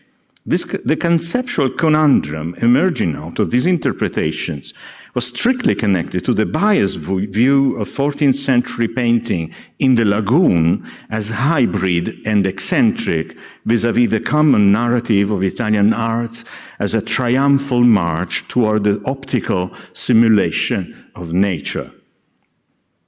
If we look at the mosaics of the baptistry of San Marco from Andrea Dandolo's times, that is 1343 to 1345, which gives shape to the most important 14th century decorative cycle made in this medium after the one in Chora, it is easy to acknowledge that local viewers were at ease with the Paleologan approach to forms. Byzantine conventions were followed here not only in the compositional structure and iconography, but also in the peculiar rendering of built structures according to different and mutually contrasting viewpoints. In the second bay, for example, the Holy Fathers, Athanasios of Alexandria and St. John Chrysostom, are attributed facial features, body proportions, and clouds, respectively, a polystavrion phelonion and the saccos ornamented with roundels, that are fully in keeping with the Paleologan repertoire, whereas the nearby buildings are shown in a reverse perspective. The floral ornaments on a white background seen in the intradosses of the arches seem reminiscent of similar motifs found in the Pamakaristos church and in the Chora in Constantinople. Apart from the westernizing detail of Salome's robe furred with ermine, the scene of Herod's banquets conforms rather well to Greek models. It can be paralleled with the analogous scene in the wall paintings of the Holy Apostles in Thessaloniki. Similar are the dancer's movements, the way in which she holds the dish with the Baptist's head, Herod's garments, and on a more stylistic level, the rendering of folds. The building on the background is used as a visual frame that evokes the interior setting of the scene and whose symmetric structuring around a central element is meant to direct the viewer's attention toward the King of Judea. In a sense, the solution encountered in Thessaloniki looks more Italian than the one in Venice. The classicizing architecture, supported by columns and crowned with a shell that stands behind Herod and his fellow guests, is rendered in such a way as to simulate its spatial depth from a frontal viewpoint. Similar formulae are certainly not unique in Paleologan painting and occur not infrequently in association with representations of people sharing a meal and thus hinting at an interior setting. A good example is the Last Supper in the wall decoration of the Protaton Church on Mount Athos, where the adoption of a central vanishing point basically serves a compositional strategy aimed to direct the viewer's attention toward the central image of Christ, who is included within a tripartite architectural frame that is perfectly symmetrical and is shown in a generically perspectival view, though combined with some optically implausible details, such as the differently sloping capitals in the two side structures. Such a distinctively compositional approach to the simulation of space did not contradict the peculiar function attributed to architectural forms in narrative scenes, which basically aimed to signpost details of sacred history that deserved some special attention. In his work, the most prominent Trecento painter in the lagoon, Paolo Veneziano, thoroughly shared this instrumental use of optical effects. The centralized vanishing point appears in a strongly stylized form in his Santa Chiara polyptych from the 1330s, and in a much more elaborate way in some scenes of his 1345 Pala Feriale, where, however, the reference to Giotto becomes evident. Possibly, the solution worked out in Venice encouraged later Paleologan painters to work out similar compositional devices. A painted epistyle now in the Museum of Kalopanaiotis Monastery in Cyprus, which stands out for its stylistic connections with both Byzantium's metropolitan centers and the lagoon, displays up to 3 scenes of Christ's life where the background architecture is represented in a perspectival view without any optical distortion. But already prior to Paolo's activity, Venetian painters had developed a strong interest for the illusionistic simulation of death. In the late 13th century, wall paintings of Sanzan de Gola, and in the slightly later cycle of the Orlandini Chapel in Santi Apostoli, use was made not only of 3-dimensional prospects, but also of trompe-l'œil effects in the rendering of frames. In the first case, the image of a saint coming out of a church-like structure is delimited by a horizontal band decorated with a denticulated motif, shadowed in such a way as to suggest its lighting from above and from the right. In the second case, a row of simulated veils is separated from the upper portions of the wall, displaying a passion cycle, by a balustrade consisting of a modillion cornice with double spirals, brackets, and paneled frieze, lit from below left. Remarkably enough, this interest in trompe-l'œil effects emerges in Venice in the same moment as in other parts of Italy. The optical simulation of ceilings and cornices is frequently encountered in late 13th century Roman paintings. A good example is a recently rediscovered wall painting attributed to Pietro Cavallini in the Church of Santa Maria Araceli, where an antique-like coffered ceiling is rendered in a perspective view. In his decoration of the transept of the upper church of St. Francis in Assisi, made in 1278 to 880, the Florentine painter Cimabue bordered the scenes of his cycle of the Apocalypse with a sequence of brackets seen from a strongly foreshortened view. The same motif was re-employed and developed by Giotto by the end of the century as a unifying motif in his cycle of the life of St. Francis in the nave of the same church. He not only rendered the motif in a more optically convincing way, but he also gave a more solemn shape to the brackets with an acanthus leaf suiting the form of the spiral in keeping with the ancient Roman canon. In a work by the Sienese Duccio di Boninsegna, painted around 1300, a similar decoration is used to embellish the parapet or balcony, delimiting the lower edge of a Marian image. For the first time, this architectural element suggests a physical distance between the holy figures and the beholder. The traditional half-length image of Mary is suddenly transformed into a window from which the Lady of Heaven shows herself and her child. This idea proves successful also in Venice, given that a similar motif was employed shortly later in a big-sized painter with a Virgin Galactotrophusa, now preserved in the Museum of San Marco. Its lower margin displays a sequence of strongly jutting brackets, decorated, as in the previous examples, with spirals and acanthus leaves. Evident is, nonetheless, the difference vis-à-vis Duccio's image. Instead of separating the viewer space from the supernatural dimension of the holy ones, the balustrade simply supports the overlaying image, which is signposted as an icon by the lower margin outlined in red and the display of full-length saints on its sides and a group with Christ and two angels on the upper edge. A few pictorial cycles from the second and third decade of the 14th century clearly indicate that Paleologan artists were no less intrigued by perspective-rendered frames than their colleagues in the lagoon. Chora is no exception, even if this has been hardly emphasized in scholarship. For me, I hardly found pictures of these frames, and I myself did not take any picture of them when I visited Chora, so now it's too late.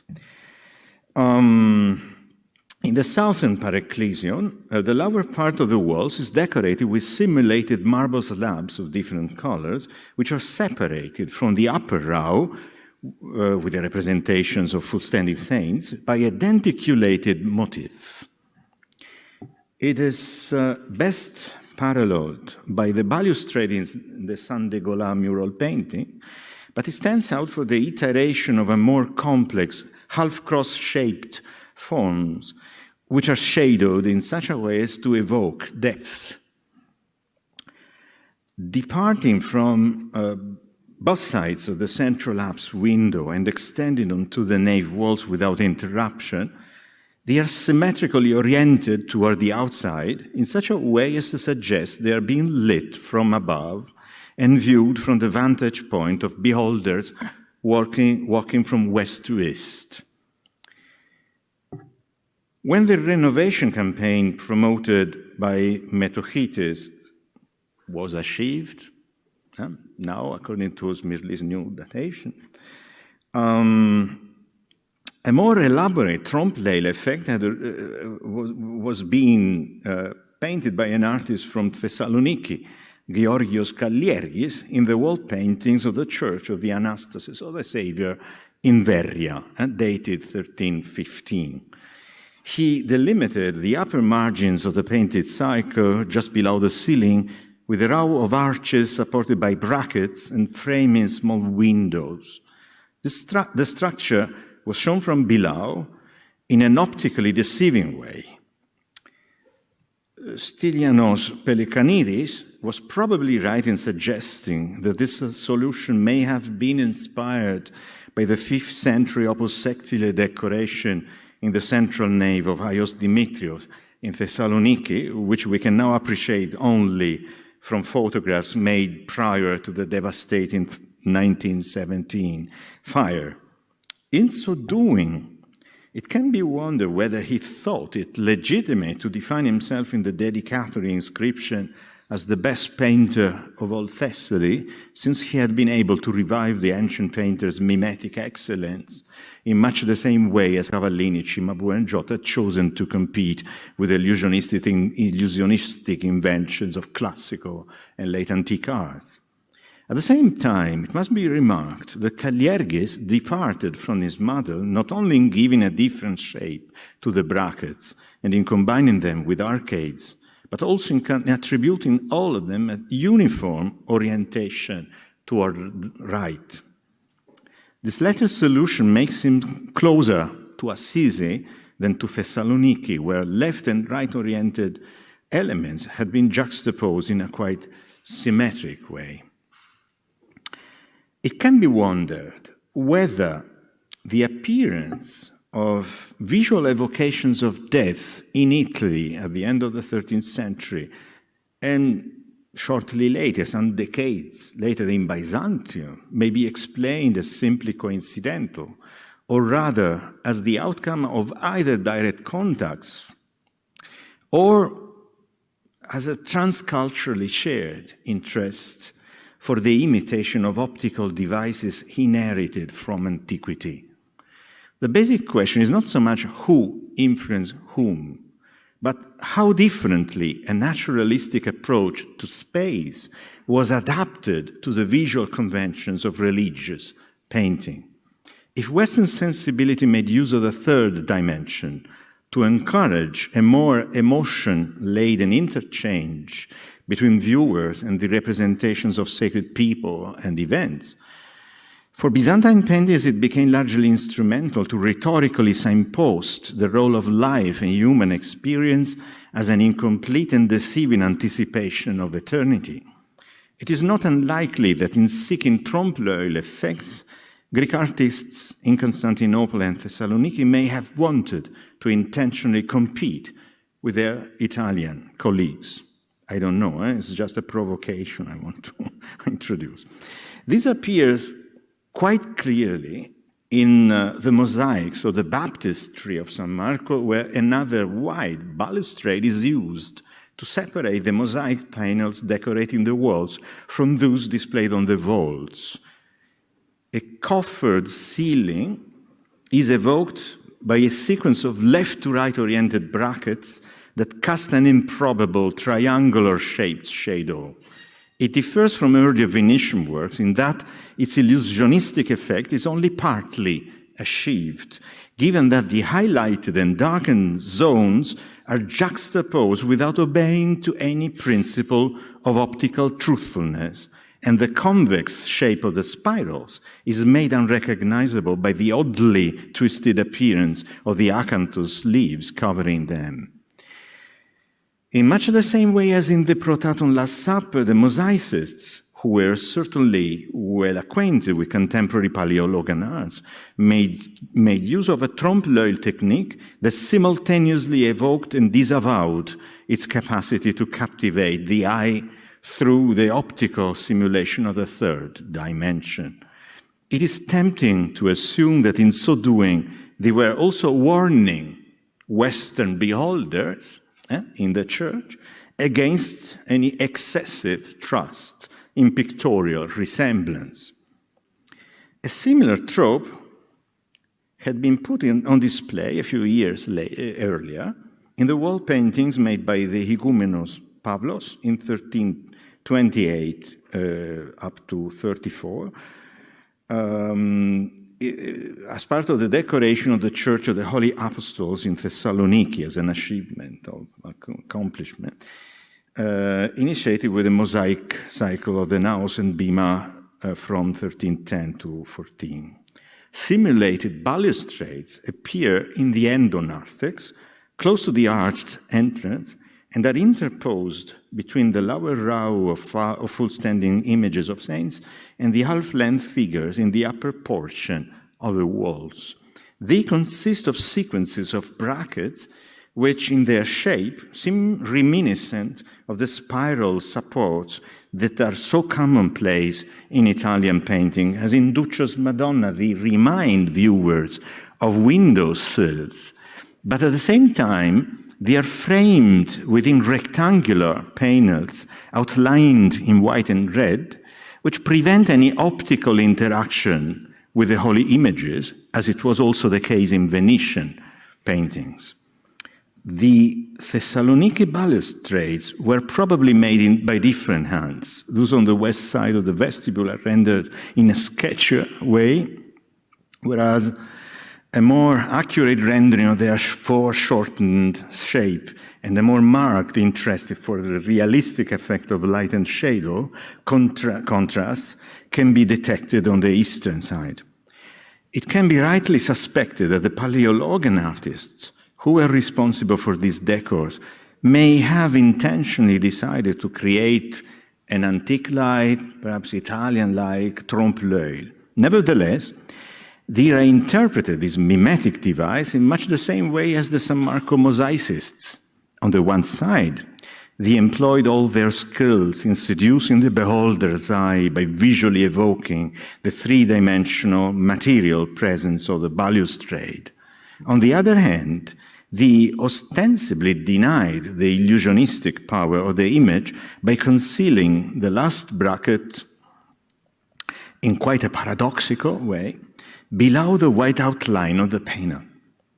A subtle message is thus conveyed by the image, which celebrates its own capacity to create and stage true-to-life realities and simultaneously discloses its deceptive, artificial, and fake nature. It is as if it was saying to us that ceci n'est pas une corniche. Many thanks.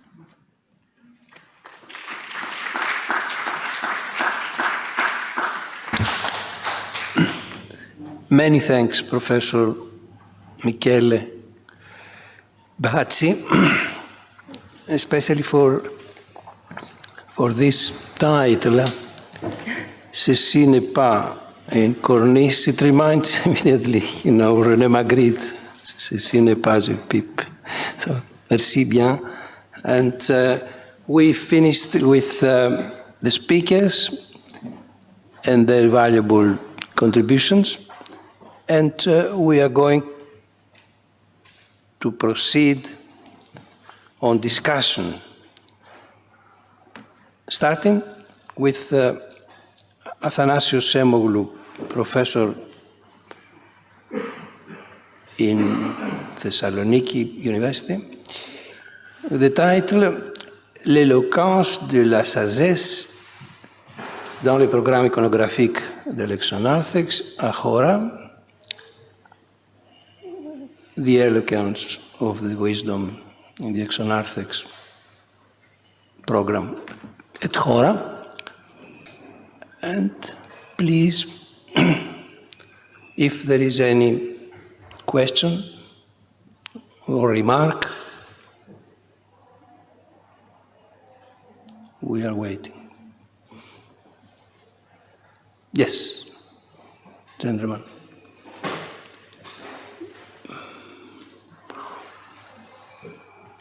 There is a regulation, I have to say, that we cannot touch the microphone and not giving this to another one, just a general regulation due to the COVID. So everyone has unfortunately to go standing and speaking and taking the floor. Please.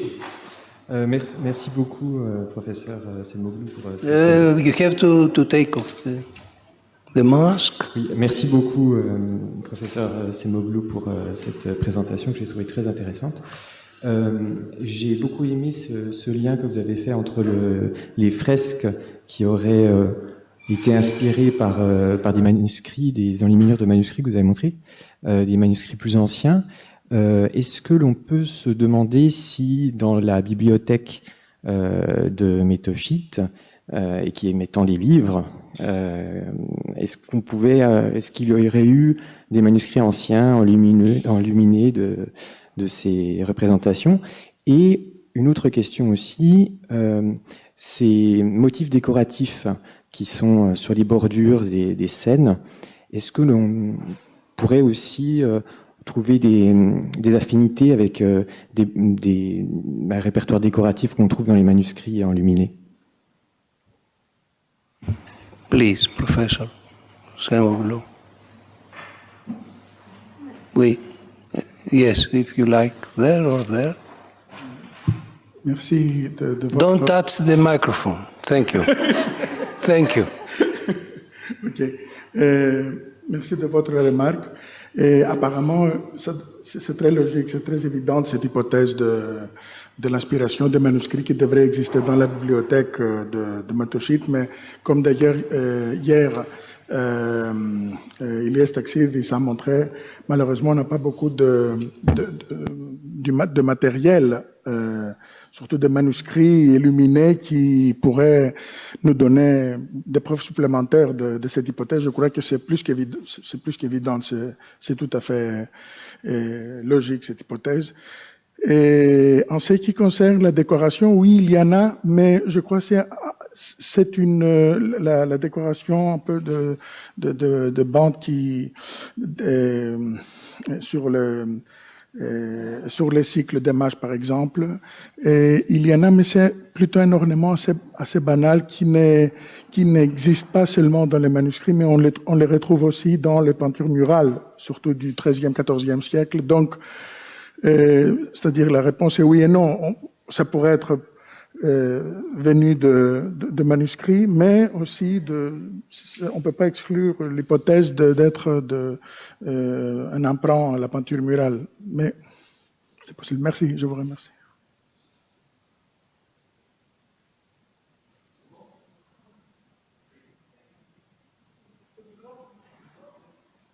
Sorry, c'est bon. It's okay, thank you. So, is there any other from the audience, please? Question, remark?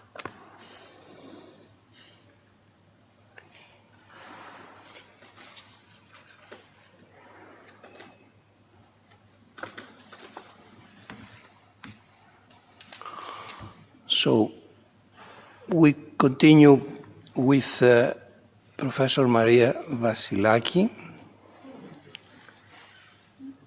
The impact in the art at the Chora Monastery on late Byzantine icon painting.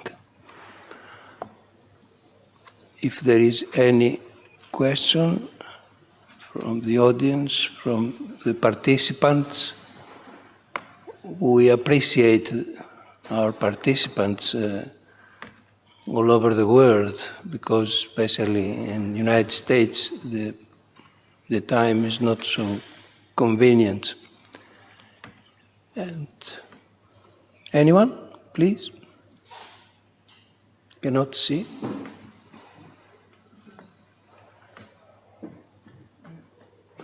was really very interesting, stimulating Micro, please. For those abroad, please. Maria for her paper. It was really interesting. I want just to ask if, Maria, you think that the influences concern some details, iconographic, or even iconographic schemas, formulas. We don't have such examples in the icons. Θες να στο φέρω?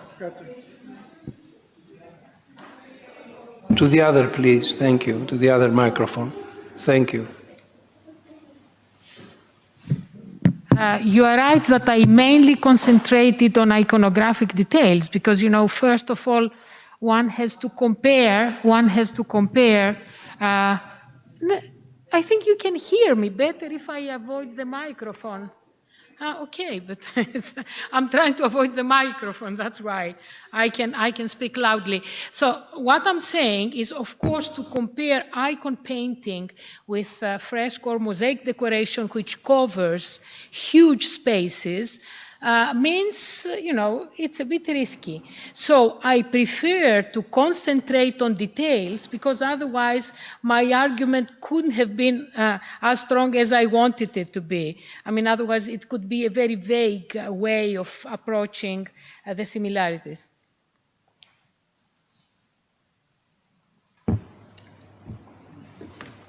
Yeah. It's okay. Professor Semoglu? All right, thank you.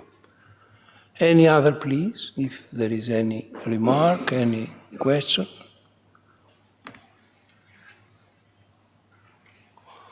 Okay. So you proceed to the next speaker, which is Dr. DIMITRA KOTOULA, the starting point of a renewed life, politics, and eschatology in the Chora Burial Chapel. We are waiting for questions or remarks or any comment.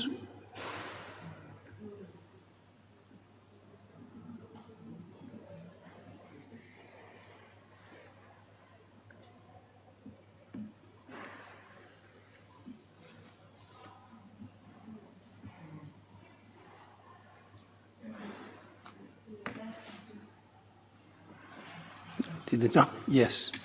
Okay. Professor Tansis.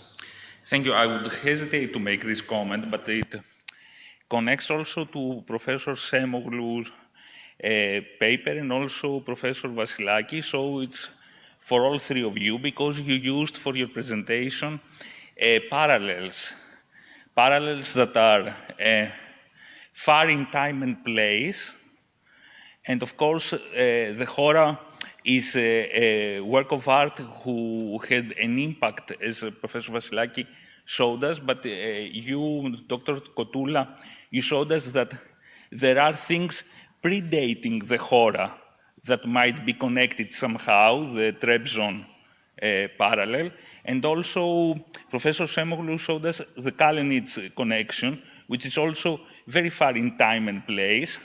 So, because yesterday there was some friction when Dr. Smirlis redated the Chora, and this made some kind of friction at the time, and there was a connection to Mistras and Odigitria, and so I'm just trying to say that there is some kind of question, for how long do these prototypes travel, and do they come from far away? Do they travel far away? It's just a thought about the connections that you presented. So thanks to all three of you. I don't know if there is a question there.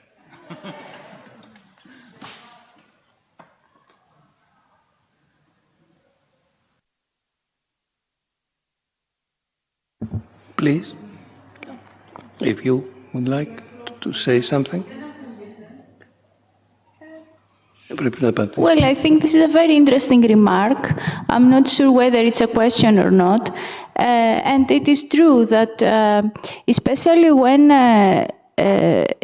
because this comes not from an art historian, I think, it is even more important, I believe, because sometimes we art historians, we try and make connections that are a bit, they impose our own viewing upon things. So thank you very much for your comment. But certainly Chora was a unique monument, I have to say. I don't think that we will ever find exact in time, parallel, but I don't know, I can't say, to be honest. But thank you very much. I think that was really useful, at least to me.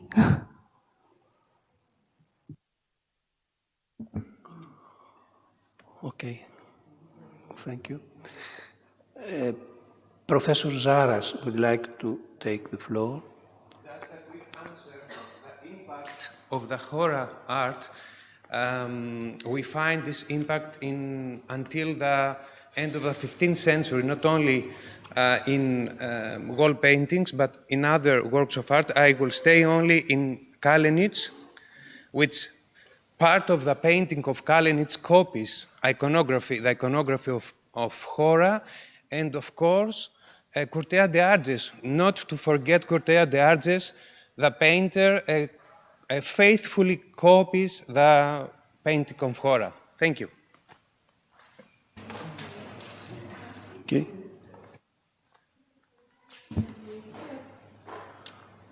Professor Vassilaki is going to the microphone. We all feel tired and we would like to finish, but let's not leave. I mean, obviously, I agree with Nectarios. A key monument is a key monument and that's its role.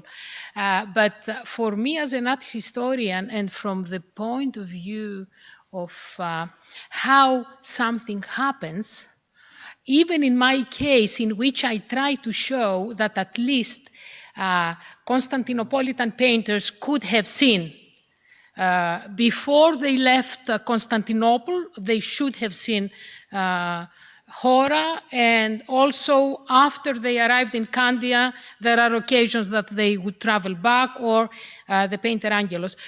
My question is, which is also, I mean, a kind of a comment, once they saw the monument, was it mainly through their visual memory that they kept it? Because, you know, sometimes the details are as if they had it next to them, and this is complicating matters. Because in this case, we would simply answer, no, we don't know how. But it is, and as I said, that's the role of a key monument. To leave its impact, I mean. Thank you.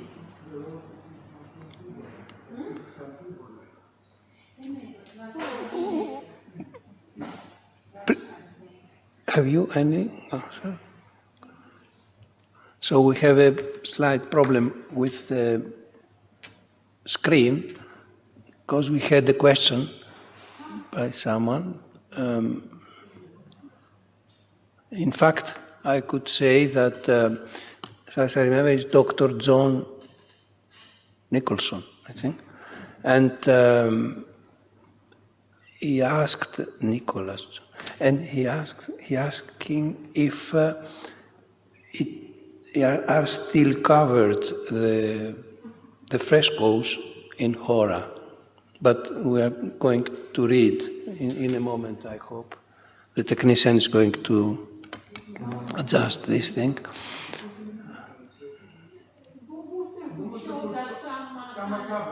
Some are covered. But exactly, I would like to. But we come back. Yes, because said something about Osterhout. Also, this gentleman. Maybe I confuse. I have to read in a moment, I hope. But we would go, since we finished with your speech, and there isn't any other comment. Let's go to the last, but not least, speech by Professor Michele BACCI. We have now the text. Dr. Nicholas Johnson, thank you for a wonderful symposium. Can someone tell me if the mosaics and frescoes which Professor Osterhout saw it as yesterday are presently hidden behind curtains, remain intact,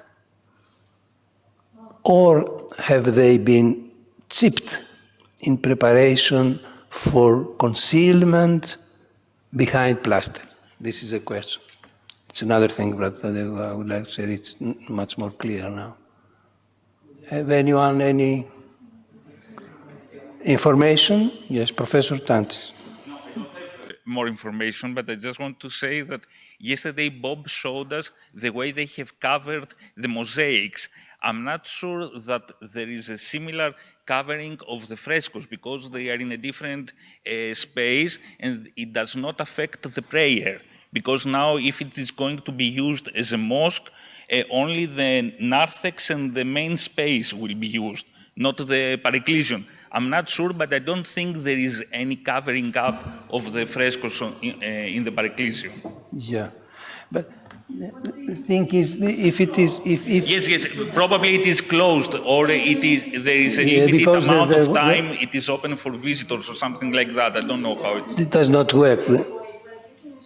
there is no crowd, there is no audience to go there because there is no any interest from the people living in Istanbul, Constantinople.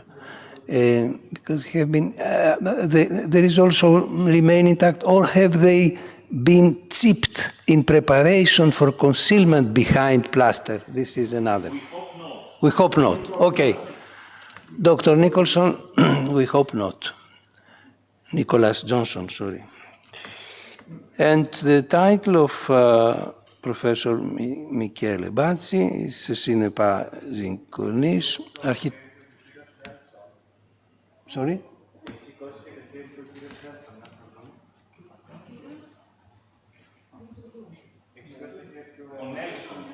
Ο κύριος Νέλσον. Δεν το κατάλαβα. Δεν έχει ρε παιδιά. Ελάτε λίγο να... ναι, okay, Professor. Yes. Thank you for participating. Yes.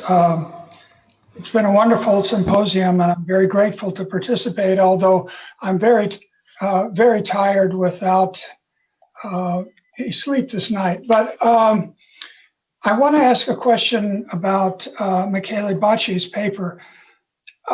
I think he's working on a problem that's very difficult and has concerned scholars for 50 years. That is the relationship between the evolving naturalism of Byzantine art and the evolving realism of Italian art. I'm trying to share. Okay, I'm trying to share my video. Try again. Thank you. Okay, good. So this long-standing problem. Right at the end came a conclusion to his paper that I thought was very significant, but I didn't quite understand it. And so I would like for him to restate it. And it concerned the depiction of the brackets in the Holy Apostles, which were themselves framed by a red band on each side. And that, I believe, made them less naturalistic than the Italian examples. So could he tell us again, in a few words, what is the key difference between the brackets in Byzantine and Paleologan painting and the brackets in Trecento Italian painting? Yeah, thank you for your remarks. Well, basically what is always said traditionally in the narrative of Giottoesque art, even if we want to be more precise, this idea of the trompe-l'œil brackets was first introduced by Cimabue and then developed by Giotto. But over there, the art historical understanding has always been that of Giotto and Cimabue engaging in the creation of a simulated window. So something which was going to introduce the viewers towards something that should lay behind, let's say, the frame of the represented image. In this case, especially in the case of Thessaloniki, what I was stressing was not only that they are included within their own double frames, but also that the final bracket goes behind the edge, the last edge of the frame itself. So this is something, I mean, I don't think this was made by the painters because they had not enough space to include all the series of the brackets inside. They intentionally wanted the bracket to be in some way cut by the outline of the frame. So there is an optical simulation which doesn't create a space, a spatial feeling, how can I say? So it's like being framed inside its own reality, and it is displayed in such a way as to show that it is an optical simulation and not reality.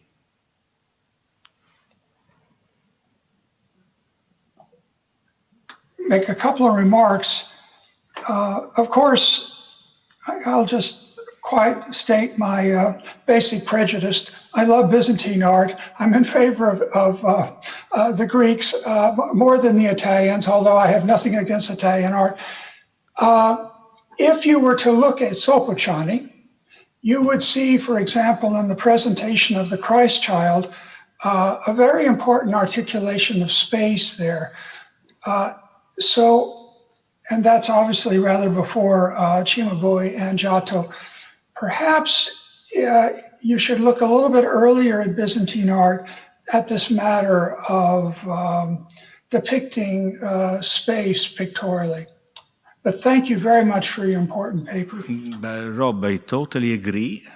You know that I'm quite heretical in my artistic tastes. Not, I can be blamed for being, let's say, an Italian chauvinist, or but in that case, what I find striking is that you find these brackets in almost the same years on both sides of the Mediterranean, and this should mean something. Probably it's simply coincidental, but what is interesting to remark is that there is a shared interest for trompe-l'œil in these decorative bands in the same moment, and the solutions given by the painters are different, in the sense that the Italians try to simulate, in any case, to give the feeling of a three-dimensional space, whereas the Byzantines, they want to show that they are perfectly able to represent space in optically deceiving ways, but at the same moment they are also aware that optical simulation is not the best way to evoke the religious, transcendental, otherworldly dimension they are celebrating through their images. In any case, if you read a number of texts, including Ibn Arabi, whom I quoted, but also other, I mean, what strikes me is that Byzantine painters are always regularly celebrated for their mimetic qualities. And already, I don't know, Leo Marsicanus in the 11th century, he says that, he says exactly what Vasari will be saying in oppositive terms much later, that Greek painters in Italy were able to simulate nature, what the Italians were not able to do. And this is the reverse argument of Vasari, actually. So it means that for some reason, they associated Byzantine art with the capacity to evoke nature. The ways in which this evocation of nature actually took place may have not corresponded to the idea of mimesis, which was developed in the Renaissance. And probably this was also intentional. I mean, the Byzantines were not interested in having an optical simulation of the third dimension in the same way as the Italians would do in the Renaissance. That's for sure. Thank you very much. I agree with that completely. There is another comment by Professor Zaras. Please take the floor, Professor. I wouldn't say something, but since Rob asked, let me give you go earlier, before 13th century, and Sopotchani, and give some very significant Byzantine monuments like Kastoria, like Nerezi, and Kourbinovo, and Lagoudera Arakas. In these major monuments, we can find brackets, architectural frames behind the figures, and of course, we have combinations of brackets in the type of trikoncho, in a shape of three conches frame, in front of which are presented figures. So let's remember the communion period. Thank you very much. Thank you. Thank you. The success of this conference we can see in the face of Professor Nelson, who in spite of the torture is looking very well. So thank you very much indeed, Professor. And now we are finished with the discussion, and we invite Professor Athanasios Semoglou for the concluding remarks. Or the President. Okay. Announcement. We have an announcement. I hope not so bad. Εγώ πρώτα, I would like to thank all of you for this wonderful symposium. And Professor Semoglou, αγαπητός Ανάσης, will proceed now to the final remarks. I would like just to announce that Greece was elected in the committee of the World Heritage of UNESCO. Ναι. Η Ελλάδα εξελέγει ως μέλος για τα επόμενα 4 χρόνια στην Επιτροπή Παγκόσμιας Κληρονομιάς της UNESCO. Αυτό είναι πολύ καινούριο νέο. Γι' αυτό θα ήθελα να το ανακοινώσω. Και επίσης να πω ότι έχουμε συνεννοηθεί, είδαμε πόσο μεγάλη επιτυχία για το συμπόσιο. Συνεννοηθήκαμε λοιπόν με τον κύριο Σέμογλου και θα προχωρήσουμε στην έκδοση των πρακτικών. Οπότε σας ευχαριστούμε όλους πάρα πολύ. Thank you very much, all of you. We expect.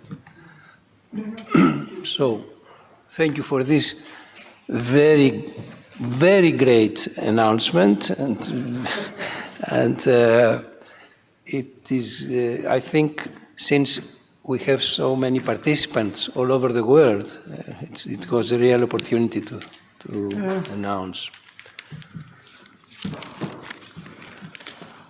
I will break the tradition. I will speak in French once again. Je voudrais vous remercier tous les participants pour... In French with subtitles, I hope? No. Yes, subtitle. Okay. Subtitle in English and Greek. Well, je remercie tous les participants pour leur rapport, leur communication aujourd'hui. Je crois qu'ils étaient très intéressants, très importants. Donc, notre congrès, notre symposium plutôt, international sur le monastère de Chora, qui est le premier congrès international qui prend lieu, comme Nectarios m'a rappelé, qui prend lieu en Grèce et à Athènes. Donc, je crois que c'est très intéressant qu'on a organisé, que Kevin a organisé ce congrès, ce symposium international. C'est un fait qui témoigne de l'importance accordée par la Grèce, et surtout en ce moment, pour ce monument et son décor qui risque d'être condamné à l'oubli et à la perte de son identité historique elle-même. Et je crois que c'est pourquoi plus que jamais un tel congrès s'avère actuel et pas seulement pour faire appel aux défis en ce qui concerne la gestion du patrimoine culturel, mais aussi pour montrer la nécessité scientifique de préserver l'intégralité du monument, d'autant plus qu'il est un témoin rare de la dernière phase de l'art byzantin à Constantinople, avec un vocabulaire artistique très riche, très codifié aussi, mais qui s'offre, comme on a vu par les communications, comme un lieu inépuisable, finalement, de réflexion et d'interprétation. Et donc, on a, le dernier moment, on a vu ce récit illustré, illustré avec une forte intensité dramatique à Chora, qui se conforme avec la capacité rhétorique de son fondateur, le Metochitis, dont la fierté pour son œuvre majeure est si éloquemment présentée dans sa doxologie Estontheon, dans la première communication. Aussi, on a vu de champs nouveaux ou de champs ouverts qui sont les interactions des espaces secondaires du monument, ou considérés comme secondaires finalement, avec le décor monumental et les programmes iconographiques qui pourraient trahir vraisemblablement certaines de ces fonctions. Et, on a vu aussi la nouvelle signification du terme chora, qui prend grâce et au temps de Theodoros Metochitis, et qui se plaide en faveur d'un caractère fortement sacré, on parle même de sacré, de sainte chora, un espace saint au-delà de l'espace. Ça, c'est qu'on peut retenir de la communication de Alexei. C'est l'interprétation de chora to choritou qui acquiert une dynamique interprétative qui semble être vérifiée parmi d'autres, je crois, par la notion omniprésente du mouvement dans le décor, le mouvement qui crée géométriquement, mathématiquement l'espace. Je crois que c'est très intéressante cette définition. Et donc, chora comme espace dans une définition idéale, comme je dis, vient en pleine conformité avec la pensée philosophique théologique de Metochitis, ainsi que mathématique de Théodore Metochitis, qui repositionne l'espace dans sa dialectique de l'absolu, c'est-à-dire espace-temps, et du relatif, espace et temps. Donc, c'est tout à fait différent. Et une nouvelle donnée qui nous est donnée par Kostas Mirlis et qui oblige à réordonner nos réflexions et interprétations sur l'architecture, sur la construction et le décor du monument, et qui ne me plaît pas beaucoup parce que ça détruit un peu mes théories, constitue la redatation de la carrière de Metochite, qui propose de nouveaux cadres chronologiques du monument entre 1313 et 1315-17 au lieu de 1321. Maintenant, les archéologues et les historiens de l'art devront faire face à des problèmes qui en résultent de ces reculs de datation, n'est-ce pas? Comme par exemple, il y a un problème majeur, je voudrais dire hier à Kostis Mirlis, l'exécution simultanée des mosaïques à Chora et aux Saints Apôtres à Thessalonique. Et pourquoi on s'appuie sur une recherche récente qui attribue une partie des inscriptions en mosaïque du monument de Thessalonique à un scribe de Chora. Donc, si on recule la datation de Chora, on devrait faire face à cette simultanéité, disons, de deux décors, de Saints Apôtres Thessalonique et de Chora, qui tombent sur la même date. Donc, il y a vraiment un problème qui devra... Il faut réfléchir sur ces sujets. On a eu aussi la chance, à travers les communications de Tassos aujourd'hui, de faire état de l'unicité et de la multiplicité des espaces secondaires à Chora, et aussi des fonctions qui méritent des interprétations supplémentaires. Il faut revoir, on a revu les compositions comme les préfigurations de l'Ancien Testament.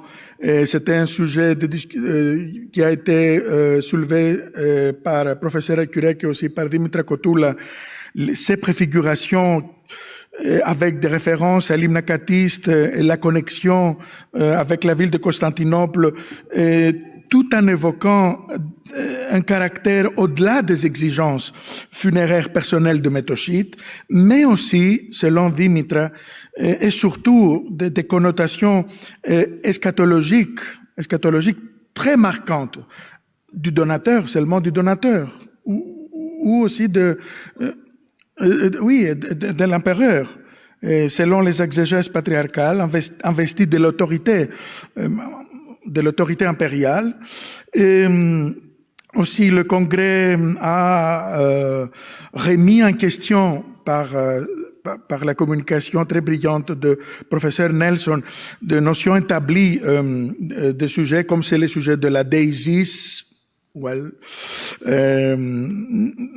non comme un acte d'intercession, mais un acte de puissance et de majesté, certainement connecté avec la tradition de la grande Église, ou aussi la présence, aussi notre communication brillante, la présence de deux princes, des apôtres Pierre et Paul, de part et d'autre de la mosaïque sur le tympan du narthex qui mène de l'entrée qui mène au naos, et qui aussi met en fonction une hypothèse d'une réorientation finalement de la politique d'Andronique II sur l'union des deux églises. C'est une communication qui a été faite par collègue et ami Jean-Pierre Caillé.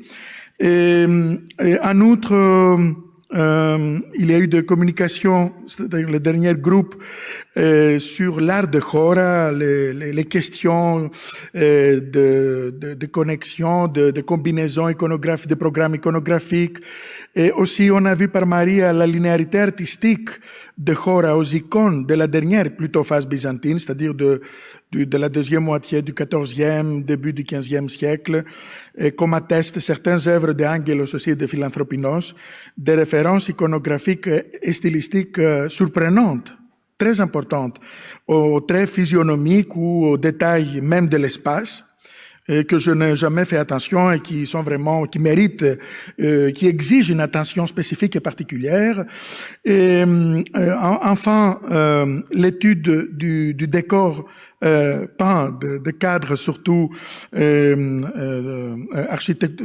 cadres ornementaux architecturaux à Chora, qui trahissent une esthétique qui communique entre les deux mondes, Byzance et Occident. C'est une communication qui a été faite par Michele.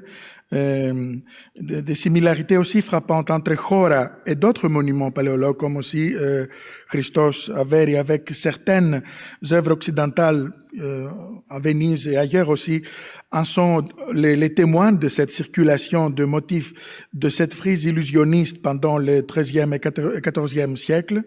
Un motif illusionniste qui, à mon avis, confère à l'image religieuse une valeur plus mondaine, plus profane. Et je crois que c'est très intéressant.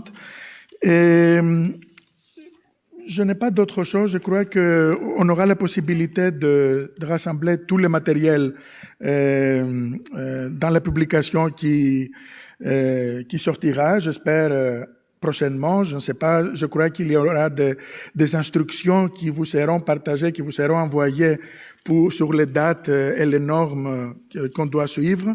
Et je vous remercie infiniment. My warmest thanks to all of you. Et j'espère qu'on va répéter dans l'avenir un autre congrès avec plus de réflexions sur Chora. Je vous remercie. Thank you. Thank you very much. Thank you very much. So we hope to have in the future also in the French text English subtitles, just to have it. So thank you all for your contribution. Bye. Thank you also the participants all over the world. Bye.